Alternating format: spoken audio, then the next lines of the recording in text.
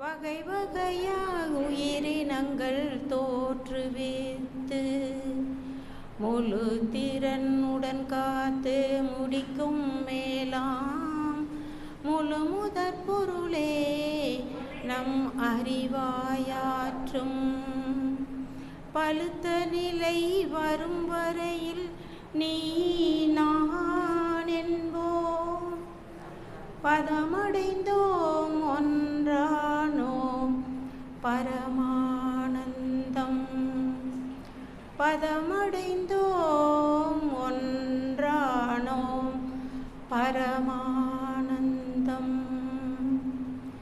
பரமானந்தம். வாழ்க வளமுடன். குரு வணக்கம். சிந்தையை அடக்கியே சும்மாவிருக்கின்ற சீரறிய செய்த குருவே, அந்த நிலைதனில் அறிவு அசைவற்றிருக்க பெறும் ஆனந்தம் பொங்குதங்கே. இந்த பெரும் உலகமிசை எடுத்த பல பிறவிகளின் இறுதி பயனாகிய சந்ததமும் சந்ததமும் என்னை மறவாத சாந்த வாழ்வழித்தோய் என் சந்தோஷ செய்தி இதுவே. சாந்த வாழ்வழித்தோய் என் சந்தோஷ செய்தி இதுவே. என் சந்தோஷ செய்தி இதுவே. வாழ்க வளமுடன். நாடி சுத்தி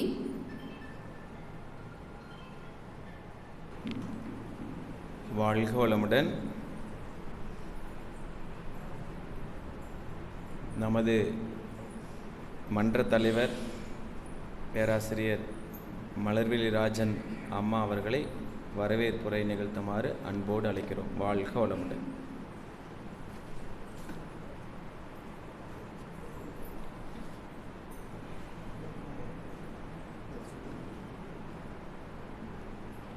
வாழ்க வையகம், வாழ்க வையகம், வாழ்க வளமுடன். இந்த இனிய மாலை பொழுதிலே இங்கு வந்திருக்கும் இருபால் மெய்யன்பர்களின் முதலில் வணங்கி, வாரந்தோறும் வெள்ளிக்கிழமை சிறப்பு சிந்தனை விருந்து நடக்கும். இந்த நிகழ்ச்சி விஷன் கல்வி மாணவர்களுடைய பட்டமளிப்பு விழாவும், ஏற்கனவே இன்றும் சேர்ந்திருக்கிற மாணவர்களுக்கு ஊக்கமளிக்கும் வகையிலும் நம்முடைய ஈரோடு தலைமை மன்றத்திலிருந்து பேராசிரியர்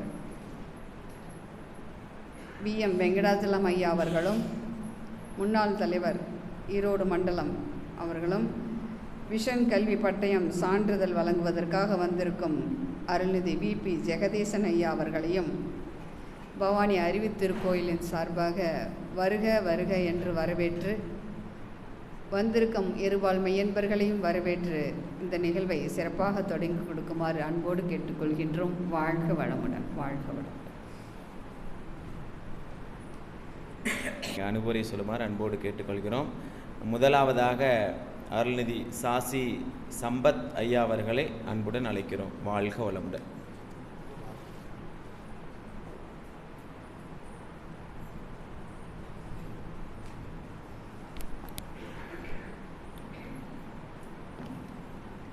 வாழ்க வையகம், வாழ்க வையகம், வாழ்க வளமுடன். குரு வாழ்க, குருவே துணை. பவானி அறிவித்திருக்கோயில் அறங்காவலர் ஆசிரியர் உள்ளிட்ட அனைவருக்கும் என் முதற்கண் வணக்கத்தை தெரிவித்துக் கொள்கிறேன். இன்று ஜெயின் டிப்ளமோவில் யோகா பட்டயம் பெறுவதற்காக இந்த நிகழ்ச்சி நடைபெறுகிறது. இந்த நிகழ்ச்சியிலே இந்த பட்டம் படித்த எனது அனுபவ உரையை ஆனந்த உரையாக உங்களோடு நான் பகிர்ந்து கொள்ள விரும்புகிறேன். அதாவது எனக்கு 2 பசங்க. எனக்கு வாழ்க்கை மனவளக்கலையில் ஏற்பட்ட ஒரு அனுபவத்தை உங்களுக்கு சொல்கிறேன். எனக்கு 2 பசங்க. 2வது பையன் லாஸ்ட் இயர் தான் பிடெக்கு பிஇ இசிஇ முடித்தான். முடிச்சுட்டு அப்புறம் ஒன்றும் வேலைக்கு இன்னும் போகலை. 2 கம்பெனியில் மட்டும் ஒவ்வொரு மாதம் வேலைப்பட்டு வேலைக்கு எதுவும் போகலை. வீட்டிலே இருக்கிறான், ட்ரை பண்ணிகிட்டு இருக்கிறான் வேலைக்கு. என்னென்னா வந்து பார்க்குறவங்களாம் ஏங்க படித்து முடிச்சுட்டேன், ஏன் வேலைக்கு போகலையான்னு கேட்குறாங்க. பையன் போயிட்டுருக்கேன், போகிறாங்க, போய் ட்ரை பண்ணிகிட்ருக்கிறாங்க அப்படின்ட்டுங்க. ஏங்க போக சொல்லுங்க, ஏதோ போக சொல்லாமல, வீட்லேயும் கூட எதுவும் சொல்லாமல்ல, போக சொல்லாமல் அப்படின்னா. இதே மனவளக்கலையில் வராமல் நான் இருந்திருந்தேன்னா நான் வந்து அவனை வந்து எப்படியே அடிப்பேன், ஏதோ ஒன்று பண்ணுவேன், திட்டு பண்ணுவேன். ஆனால் மனவளக்கலை வந்ததுக்கு பிறகு நம்ம அருள்தந்தை அவர் கொடுத்தா இருப்பாரு, அது அற்புதமான கிஃப்ட்டு. கவலை கொடுத்த இல்லை, என்ன தள்ளி போட வேண்டிய கவலைகள் இல்லை, வேலைவாய்ப்பு இன்னைக்கு கிடைச்சிட்டு போகுது. அதாவது அவன் போவான், அவனுக்கு அதான் வேலை செய்கிறது அவனுக்கு. நான் சொன்னேன் என்னுடைய பக்குவப்படுத்தி நான் என்ன தெரியுமா வீட்டில் சொன்னேன், அவனுக்கு வேலை செய்கிறது அவனுக்கு என்ன பிடிச்சமான வேலையை செய்யட்டும், விட்டுருங்க, அவ்வளோதான். என்ன போன வருஷம் முடித்தானா, இன்னும் 1 வருஷம் காலேஜ் இன்னும் முடிக்கல, அப்படியே நம்ம நினச்சிட்டு இருப்போம். அப்படிங்கிற நான் ஒரு மனநிலைக்கு வந்துட்டேன். அதே போல் அவன் வந்து எதோ கேட்டாலும் பதில் வந்து சொல்ல மாட்டான். எதை கேட்டோம்னா அவனை தான் பார்க்கணும், தலையாட்டுவான். எதை கேட்டான்னா அவன் தலையாட்டானா ஓகே ரைட்டு, வேணும் வேண்டாங்கிற தலையாட்டு தான் சொல்லுவான். என்னங்க பையன் கேட்டால் எது கேட்டாலும் வாய் பேச மாட்டேன்னு அப்படின்னு அப்படி விட்டுரு அப்படின்னு அப்படி. என்னங்க இப்படிங்கிற அப்படி, ஒரிஜினல் எப்படி இருக்கே, ஜெராக்ஸ் அப்படி தான் இருக்குது அப்படி. என்ன சொல்கிறீங்கண்ணா அப்படி, நான் அவனுடைய வயசு நான் அப்படி தான் இருந்தேன். எதை கேட்டால் நான் வந்து பேச மாட்டேன். என்னை இதை அப்பா கூட சொல்லுவாங்க, சம்பத்து எது கேட்டாலும் பேசவே மாட்டேங்க, அவனை தலையை தான் பார்க்க வேண்டியது, அவன் தலையை பார்த்து ஆட்டினா தான். அப்போ அப்படி தான் இருக்கும். அதனால் காலப்போக்கில் மாறிடும் அப்படின்ட்டேன். அதே போல் அருள்தந்தை, அதாவது இன்றைக்கி நாங்கள் இந்த இடத்துல நம்ம பேசுகிறோம்னா அருள்தந்தை நமக்கு கொடுத்த ஒரு அற்புதமான ஒரு பயிற்சி. அதை சொல்லித்தரதுக்கு ஆசிரியர் இல்லை என்றால் நாம் இந்த அளவுக்கு வந்திருக்க முடியாது. ஆக வேதாத்திரி விழுதுகளாக விளங்கும் ஆசிரியர்களை நாம் வந்து இந்த நேரத்திலே முதற்கண் வணங்கி நாம் மகிழ்வோம். அதே போல் ஒரே ஒரு சின்ன விஷயத்தை சொல்கிறேங்க. இன்றைக்கி வாழ்க்கையில் வந்து எத்தனையோ படிப்பு படிக்கிறோம். ஆனால் அந்த படிப்பெல்லாம் வந்து நமக்கு வந்து வாழ்க்கைக்கு வந்து ஏதோ சம்பாதிக்கிறதுக்கு உதவும். ஆனால் வாழ்வியலை வந்து வாழ்க்கையை நடத்துவதற்கான கல்வி இது சாதாரண கல்வி கிடையாது, சரிங்களா? அதாவது ஆசிரியர்கள் ஒவ்வொரு வந்து என்ன பண்ணுவாங்க, நாம் வந்து சொல்லித்தரோம். ஆனால் ஆசிரியர்கள் வந்து நமக்கு இந்த மன்றத்தில் பார்த்திங்கன்னா நமக்காக நேரத்தை ஒதுக்கி, உங்களுக்கு வேலைக்கு போகிறீங்க, வேலைக்கு போய்ட்டு நாங்கள் படிக்கிறோம், உங்களுக்கு வேலை பழுவும் வேலை பாதிக்கக்கூடாது, படிப்பும் பாதிக்கக்கூடாது, அதுக்கு தகுந்த மாதிரி அவங்களே வந்து நமக்கு அரேஞ்ச் பண்ணி அவங்க நமக்காக நேரம் ஒதுக்கி நமக்கு வந்து ஆசிரியர்கள் வந்து நமக்கு கல்வி பயின்றார்கள். அதன் மூலம் ஒரு சிறப்பான ஒரு நல்ல ஒரு வாய்ப்பு. அதே போல் அடுத்து என்ன சொல்ல வேண்டியதுன்னா, ஒரு இனி அனுபவத்தை இங்கே பகிர்ந்து கொள்ளலாம். வழக்கமாக பள்ளிக்கூடத்தில் வந்து குழந்தைய ஸ்கூலுக்கு அனுப்பிச்சிட்டு ஸ்கூல் விட நேரத்தில் வந்து பெற்றோர்கள் வெயிட் பண்ணி கூட்டிகிட்டு போவாங்க. ஆனால் இங்கே என்னென்னா, திருமதி அம்மா பெற்றோர் ஸ்தானத்தில் இருக்காங்க. அவங்க வந்து படிப்பு முடிஞ்சோடனே எங்களுடைய பேச்சில் படித்தாங்க திருமதி அம்மா. அவங்க பொண்ணு வந்து வெயிட் பண்ணி கூட்டிகிட்டு போனாங்க. அதை பார்க்கும்போது நமக்கு வந்து ஒரு இனிமையான அனுபவம் இருந்தது. அதே போல் அம்பிகா அம்மா அவங்களும் அப்படி தான், அவங்க பையன் காத்திருந்து கூட்டிகிட்டு போவாங்க. இதெல்லாம் ஒரு இனிமையான அனுபவம் கண்டிப்பாக வந்து அதே போல் இன்னும் ஒரு அருமையான ஒரு கருத்தை தகவலை பதிவிடுறேன். இந்த புத்தகம் வந்து நமக்கு பொக்கிஷம். ஒருமைக்கன் தான் கற்ற கல்வி ஒருவருக்கு எளிமையும் வேமாக பிடித்துன்னு சொல்லியிருக்காரு யார், திருவள்ளுவர். அதுபோல் இந்த புத்தகங்களை வந்து நம்ம போற்றி பாதுகாக்கணும். வழக்கமாக படித்து முடிச்சுட்டு என்ன பண்ணுவோம், பாதி வேலைக்கு வைப்போம், இல்லை எடைக்கு போடுவோம். இதெல்லாம் சாதாரண புக்கு இல்லை. நிச்சயம் வந்து இந்த புத்தகம் நம்ம படிக்கும்போது என்ன நினச்சோமோ அந்த பதிவு வந்து நம்ம 7 தலைமுறைக்கும், திருக்குறளில் சொன்ன மாதிரி அந்த 7 தலைமுறைக்கு அந்த கல்வி நிச்சயம் வந்து பயனளிக்கும். அற்புதமான இந்த ஒரு எனக்கு ஒரு வாய்ப்பை அளிங்க. இந்த பவானி அறிவித்தவர்களுக்கு நன்றியை கூறி, ஆசிரியர்களுக்கும் என மனமார்ந்த வாழ்த்துக்களை நன்றிகளை கூறி வாழ்க வளமுடன் என்று கூறி விடைபெறுகிறேன். நன்றி, வணக்கம்.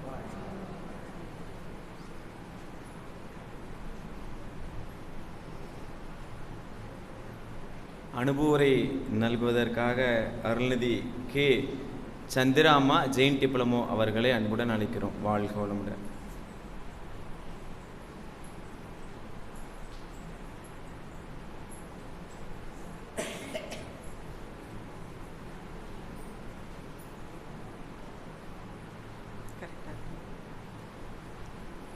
வாழ்க வையகம், வாழ்க வையகம், வாழ்க வளமுடன். குரு வாழ்க, குருவே துணை. இங்கு ஃபங்க்ஷனுக்கு வந்திருக்கும் இருபால் அன்பர்களுக்கும் என்னுடைய மனமார்ந்த வணக்கத்தை முதற்கண் தெரிவித்துக் கொள்கிறேன். நான் மன்றத்தில் ஜாயின் பண்ணி இப்போ ஒரு 2.5 வருஷத்துக்கு மேலாகுது. அப்போ ஃபஸ்ட்டே மகரிஷியை பற்றி தெரியும், எங்களுக்கு ஒரு 10 வருஷத்துக்கு முன்னாடியே தெரியும். எங்கள் தங்கச்சியெல்லாம் அப்பயே ஜாயின் பண்ணியிருக்காங்க. இருந்தாலும் நாங்கள் மகரிஷி ஃபோட்டோலாம் வீட்டில் வச்சுருக்குறோம், எக்ஸசைஸ் எல்லாம் தெரியும். ஆனாலும் நான் மன்றத்தில் ஜாயின் பண்ணது இப்போ தான் ஒரு 2.5 வருஷத்துக்கு முன்னாடி தான் ஜாயின் பண்ணேன். ஜாயின் பண்ணது எல்லா ஆசிரியர் பெருமக்களும் எல்லாருமே நல்லா சொல்லி கொடுத்தாங்க. மகரிஷி ஐயாவை பற்றி கருத்துக்கள் நல்லா சொல்லி கொடுத்தாங்க, எக்ஸசைஸ் எல்லாம் நல்லா சொல்லி கொடுத்தாங்க. எல்லாருமே நல்லா ஒத்துழைச்சாங்க.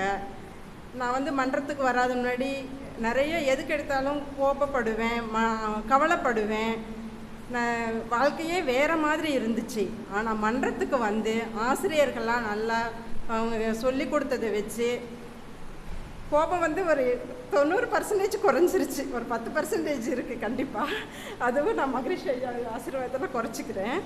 கவலைங்கிறத சுத்தமாக விட்டுட்டேன். ஏன்னா எல்லாமே மகரிஷி ஐயாவோட காலடியில் போட்டாச்சு, அவர் பார்த்துக்குவார் அப்படின்னு சொல்லிட்டு இப்போ எதுக்குமே தேவையில்லாமல் கோபப்படுறது இல்லை, கவலைப்படுறது இல்லைங்க. அவங்களே பார்த்துக்குவாங்க, வாழ்க்கையில் எல்லாம் நம்மளுக்கு நல்லதாக தான் நடக்கும் அப்படின்னு சொல்லிட்டு சொல்லிக் கொடுத்த ஆசிரியர் பெருமக்கள் எல்லாருமே நல்லா சொல்லி கொடுத்தாங்க. இன்றைக்கி இந்த அளவுக்கு நம்ம வாழ்க்கையில் நான் நல்லா இருக்கிறேன் அப்படின்னா இந்த பவானி அருவி திருக்கோயில் தான் காரணம். இந்த மன்றத்தில் நான் ஒரு உறுப்பினராக இருக்கிறதுக்கு, நான் இங்கே காலடி வச்சு இருக்கிறதுக்கு ரொம்ப நான் பெருமைப்படுறேன், சந்தோஷப்படுறேன் மனசார. நான் தினமும் இவங்க சொல்கிற மாதிரி உடற்பயிற்சி, காயக்கல்பம் எல்லாம் பண்ணுறேன். அதே மாதிரி நான் பெற்ற இன்பத்தை எல்லாரும் பெறணும் அப்படின்ட்டு ஆசைப்படுறேன். வாழ்க வளமுடன், வாழ்க வளமுடன், வாழ்க.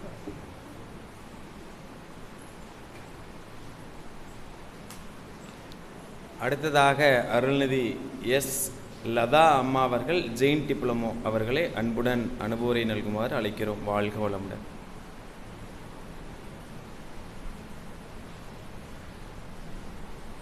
வாழ்க வையகம், வாழ்க வையகம், வாழ்க வளமுடன்.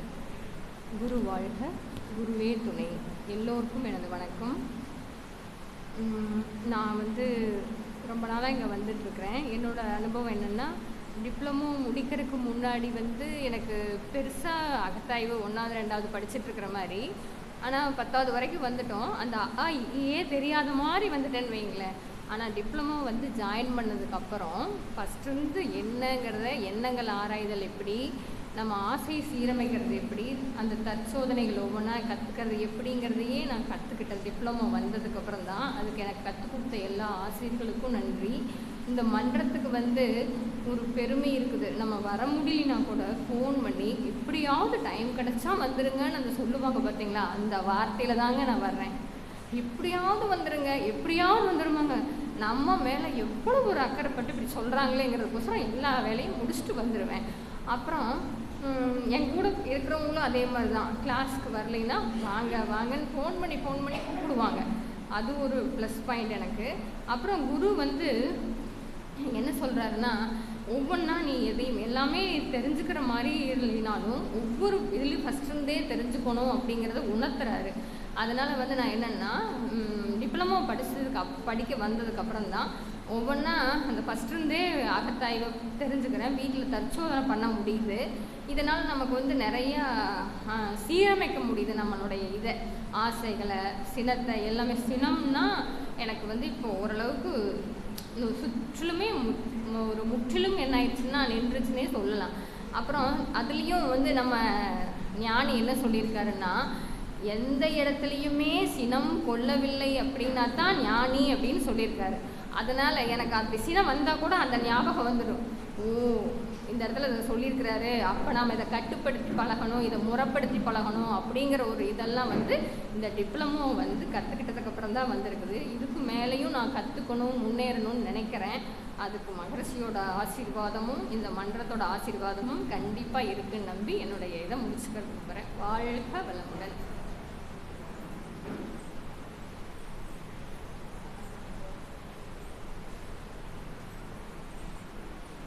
அடுத்த அனுபவரை நல்குமாறு அருள்நிதி கே சண்முகப்பிரியா ஜெயின் டிப்ளமோ அவர்களை அன்புடன் அழைக்கிறோம். இவங்க வந்தது மட்டும் இல்லாமல் டிப்ளமோ படிக்கும்போது அவங்க வீட்டில் தவமையை வச்சு ஸ்டார்ட் பண்ணி நடத்தி ஒரு 25 பேருக்கு தீட்சை காய்கள் இப்போ கொடுத்துட்டாங்க அவங்க வீட்டில். அவையில் ரொம்ப மன்றம் பெருமைப்படுகிறது. வாழ்க வளமுடன்.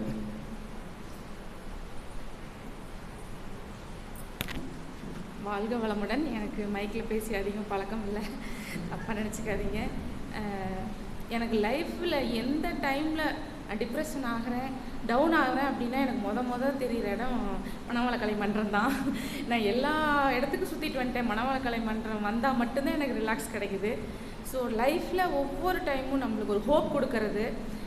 கண்ணாடி தவம் பண்ண ஆரம்பித்ததுக்கப்புறம் தான் எனக்குள்ளே என்ன இருக்குது, நான் என்ன பண்ணினா லைஃப்பில் சக்ஸஸ் ஆவேன் அப்படிங்கிறதே எனக்கு தெரிஞ்சுது.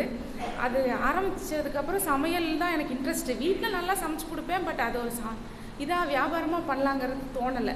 ஆனால் கண்ணாடி தவம் பண்ணதுக்கப்புறம் தான் என் மைண்ட்லேயே வந்தது. நான் ஐயா கிட்ட கூட சொன்னேன், அது லைஃபாகவே மாறிடுச்சு. ஆனால் அது எடுத்ததுக்கப்புறம் எனக்கு எதுவுமே லோவில் போகல. எல்லா ஆர்டரு சும்மா கண்டினியூவாக நம்ம பிஸியாக இருக்க மாதிரி இதை கொண்டாந்து கொடுத்துருச்சு. எனக்கு லைஃப் கொடுத்தது, ரிலாக்ஸ் கொடுக்கறது எல்லாமே மணவாள கலை மன்றம் தான். ரொம்ப நன்றி. வாழ்க வளமுடன்.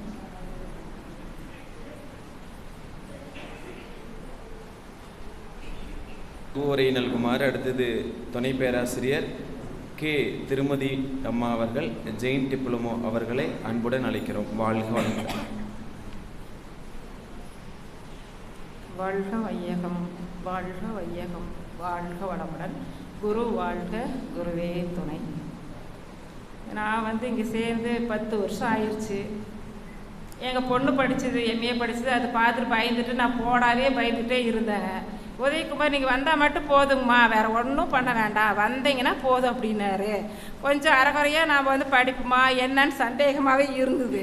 சரின்ட்டு ஓரளவு படிச்சிட்டேன். ஆனால் அதுக்கு மெயின் காரணம் எங்கள் பொண்ணு தான். நீங்கள் போய் படிங்கம்மா, வீட்டில் இருந்தால் டிப்ரெஷன் ஆகும், அதனால் நீங்கள் போய் படிங்க அப்படின்னு எல்லாருமே பெற்றவங்க நம்ம பிள்ளைங்களை படிக்க வச்சோம். இங்கே என் பொண்ணு என்னை படிக்க வச்சு பெருமைப்படுத்திடுச்சு. அதுக்கு முழு காரணம் எங்கள் பொண்ணு தான். படிச்சுமே ஓரளவுக்கு நான் படிப்பு முடித்து 40 வருஷம் ஆயிடுச்சு. காலேஜ் போகணுன்னு ஆசை இருந்தது, ஆனால் சூழ்நிலை போக முடியல. இங்கே அது நல்லா நிறைவேறிடுச்சு. கோபம் எனக்கு ரொம்ப அதிகமாக வரும். இப்போ கொஞ்சம் கோபம் குறைஞ்சிருக்குது. கவலை எதுக்கு எடுத்தாலும் கவலைப்பட்டுட்டு அழுதுகிட்டே இருந்தேன். இப்போ அதுவும் குறைஞ்சிச்சு. இது படிக்கவும் நல்லா முழுசாக தெரிஞ்சுக்கிட்டோம். எல்லாமே உள்ளுணர் கல்வி. காலேஜில் கூட போனால் கூட இது தெரிஞ்சிருக்க முடியாது. இங்கே வரவும் மனவளக்கலை வரவும் நல்லா தரவாக எல்லாம் தெரிஞ்சிச்சு. தவ நுணுக்கங்கள், உடற்பயிற்சி கூட கொஞ்சம் தப்பாக செஞ்சுட்டு இருந்தேன். இப்போ கரெக்டாக பண்ணிட்டேன். ஆனால் சொல்லி கொடுத்த ஆசிரியர்கள் எல்லாருமே எங்களுக்கு நல்லா சூப்பராக சொல்லி கொடுத்தாங்க, மோட்டிவேஷன் பண்ணாங்க. வாழ்க வளமுடன்.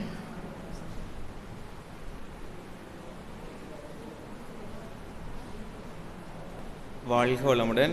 இந்த நிகழ்வு அடுத்ததாக பேராசிரியர் விஎம்வி ஐயா அவர்களிடம் ஒப்படைக்கப்படுகிறது. சின்ன ஒரே ஒரு நிமிஷம் மட்டும் நான் சொல்லிட்டு உங்கள்கிட்ட போகிறேன். ஒன்றும் இல்லை, இது ஒரு வாரத்துக்கு முன்னாடியே நம்ம மண்டல செயலாளர் டிஆர் ஆறுமுகம் ஐயா அவங்கள புக் பண்ணி, ஜெகதீசன் ஐயா அவங்களையும் புக் பண்ணியாச்சு.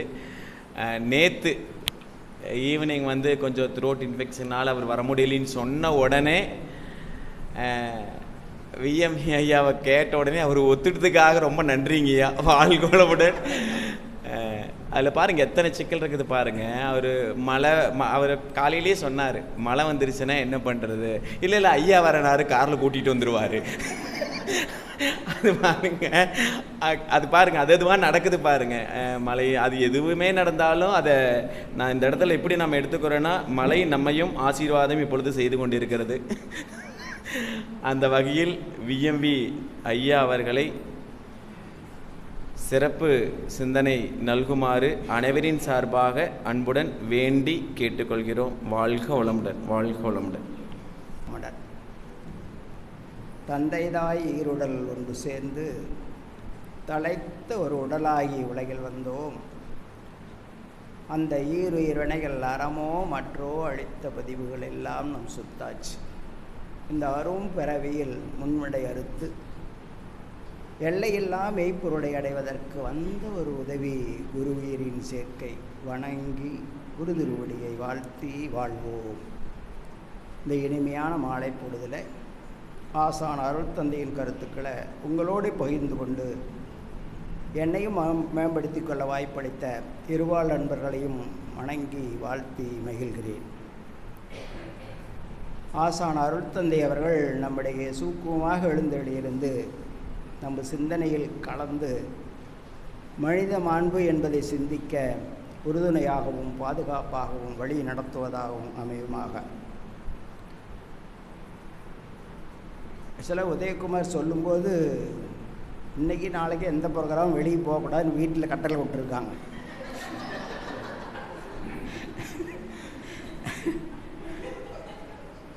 ஆனால் சொல்லும்போது நீங்கள் வந்துட்டு போயிடலாங்க ஐயானாரு. அப்போ நான் டக்குன்னு ஞாபகம் வந்தது, நான் பஸ் ஏறி வந்துட்டு போனால் இந்த மழை காலத்தில் எப்படி முடியும்னு தான் பஸ்ஸு சொன்னேன். அப்புறம் ஐயாட்டு சொன்ன ஐயா நான் கூட்டிகிட்டு போகிறேன் அப்படின்ட்டார். அப்போ தான் நான் நினச்சோம், எந்த செயலும் நம்ம கண்ட்ரோல் இல்லை, பிரபஞ்ச கண்ட்ரோல் இருக்குது. இன்றைக்கி பிரபஞ்சம் எது செய்யணும்னு நினைக்குதோ அது தானாக செய்யும். ஏன்னா எந்த செயலுமே மனிதன் செய்ய முடியாது. அதனால தான் மனித மாண்பு அப்படின்னு சொல்லும்போது மகரேஷ் சொல்லுவாங்க, மனுஷனுக்கு உணவே தெரியல எப்படி மாண்பு தங்கிய போகுது அப்படிம்பாரு. மனுஷனுடைய உணவையே தெரிஞ்சுக்க முடியல, இவனுக்கு மாண்பை பற்றி எங்கே தெரிஞ்சுக்க போகிறாங்க? ரொம்ப சிம்பிளாக சொல்லுவார், கண்ணை மூடிட்டே சொல்லுவார். உலகத்தில் எல்லா உணவையும் சொல்ல தெரியுது, தனது உணவை எதாவது சொல்ல தெரியுதா? அதனால் மனிதன் மாண்பை மறந்து விட்டான் அப்படிம்பார். மனித சமுதாயம் வாழ்ந்த காலத்தில் 5 அறிவு ஜீவனோடு சேர்ந்து தான் வாழ்ந்து, அவங்க கூடவே தான் வாழ்ந்தாங்க. அப்போ அவங்க வாழ்க்கையெல்லாம் சிலதெல்லாம் பார்த்தோம்னா, ஒப்புன்னா சவுத் ஆப்பிரிக்காவில் அப்படி தான் வாழ்கிறாங்க, நாகாலாந்தில் அப்படி தான் வாழ்கிறாங்க. நம்மளதில் ஊட்டி கீழே போய் போனீங்கன்னா கோட்டநாடு எஸ்டேட் கீழே போனாலும் அங்கேயும் அப்படி தான் வாழ்கிறாங்க. நம்ம சத்தியமங்கலத்துலேருந்து உள்ளே போனால் கிராமத்துக்கு நாங்கள் போயிருந்தோம், 2-3 வருஷமாக போயிருந்தோம், அங்கேயும் அப்படி தான் வாழ்ந்துட்டுருக்காங்க. அவங்க சர்வசாதாரணமாக சொல்கிறாங்க, நாங்கள் பாட்டுக்கு போயிட்டே வந்துட்டுருப்போம் அப்படின்னு சொல்லிட்டு அந்த ஏரியாவில் ஏதோ ஒரு புலியோ அல்லது நரியோ அடிபட்டு துன்பு இருந்தால் நாங்கள் போய் அதுக்கு மருந்தெல்லாம் வச்சு கட்டி காப்பாற்றி விட்டு வந்துடுவோம். அது அடிக்கும்னெல்லாம் பார்க்க மாட்டோம். ஈவன் ஒரு பாம்பே எதோ அடிபட்டு காயத்தோடு இருந்ததுன்னா நாங்கள் எந்த வித இதே பார்க்க மாட்டோம், நேராக போவோம், அதுக்கு வேணுங்கிற பச்சாலையை வச்சு கட்டி விட்டுட்டு வந்துடுவோம் அப்படிங்கிறான். பாருங்கள் எந்த மனோநிலை பாருங்கள். மனிதன் 5 அறிவு ஜீவன் கஷ்டப்பட்டாலும் அவங்களுக்கு துணை செய்யுங்கிற எண்ணம் இயல்பாக இருக்குது. அந்த இயல்பு தன்மை அந்த மாண்புங்கிறதே அதுதான். மகரிஷி ரொம்ப சிம்பிளாக சொல்லுவாங்க, மனிதனுடைய மாண்பு என்ன? 2 தான் அப்படிம்பாரு. உதவ வேண்டும், மன்னிக்கணும், அவ்வளோதான். ரொம்ப சிம்பிளாக சொல்லுவாருங்க, வேறு எதுவுமே சொல்ல மாட்டார். மனிதன் ஒருத்தர் தான் அந்த சமுதாயத்தில் எல்லாத்துக்கும் உதவ முடியும், வேறு எதுவுமே வந்து உதவாது. உலகத்தை துணை பஞ்சபூதங்களோ 5 அறிவு ஜீவன்களோ நாம் எடுத்து அதை உருமாற்றி தரமாற்றி உபயோகப்படுத்தலாம் முடியும், அது வந்து தானாக உதவாது. மனிதன் மட்டும்தான் மற்றவர்களுக்கு உதவ முடியும். உதவலைனாலும் பரவாயில்ல அப்படிம்பாரு. ஏன்னா காரணம், ஒரு காலத்தில் உதவி வாழ்ந்த போது மருத்துவமனைகள் இல்லை, மனசு உதவி வாழும்போது மருத்துவமனைகள் இல்லை. 25 குழந்தை இருந்தது. ஆனால் அம்பேத்கரில் 23வது குழந்தையாம், ரவீந்திரநாத் தாகூர் 13வது குழந்தையாம், நாங்கள்லாம் 8 குழந்தை 9 குழந்தை குரூப்பு. இப்போ ஒரு வீட்டில் எத்தனை குழந்தை இருக்கு? 84க்கு முன்னால் வரைக்கும், 1984 அல்லது 83க்கு முன்னால் வரைக்கும் எத்தனை பேர் குடும்பத்தில் இருந்தாலும் அத்தனை பேர் சந்தோஷமாக இருந்தாங்க. யாருக்கு எந்த வேறுபாடு தெரியாது.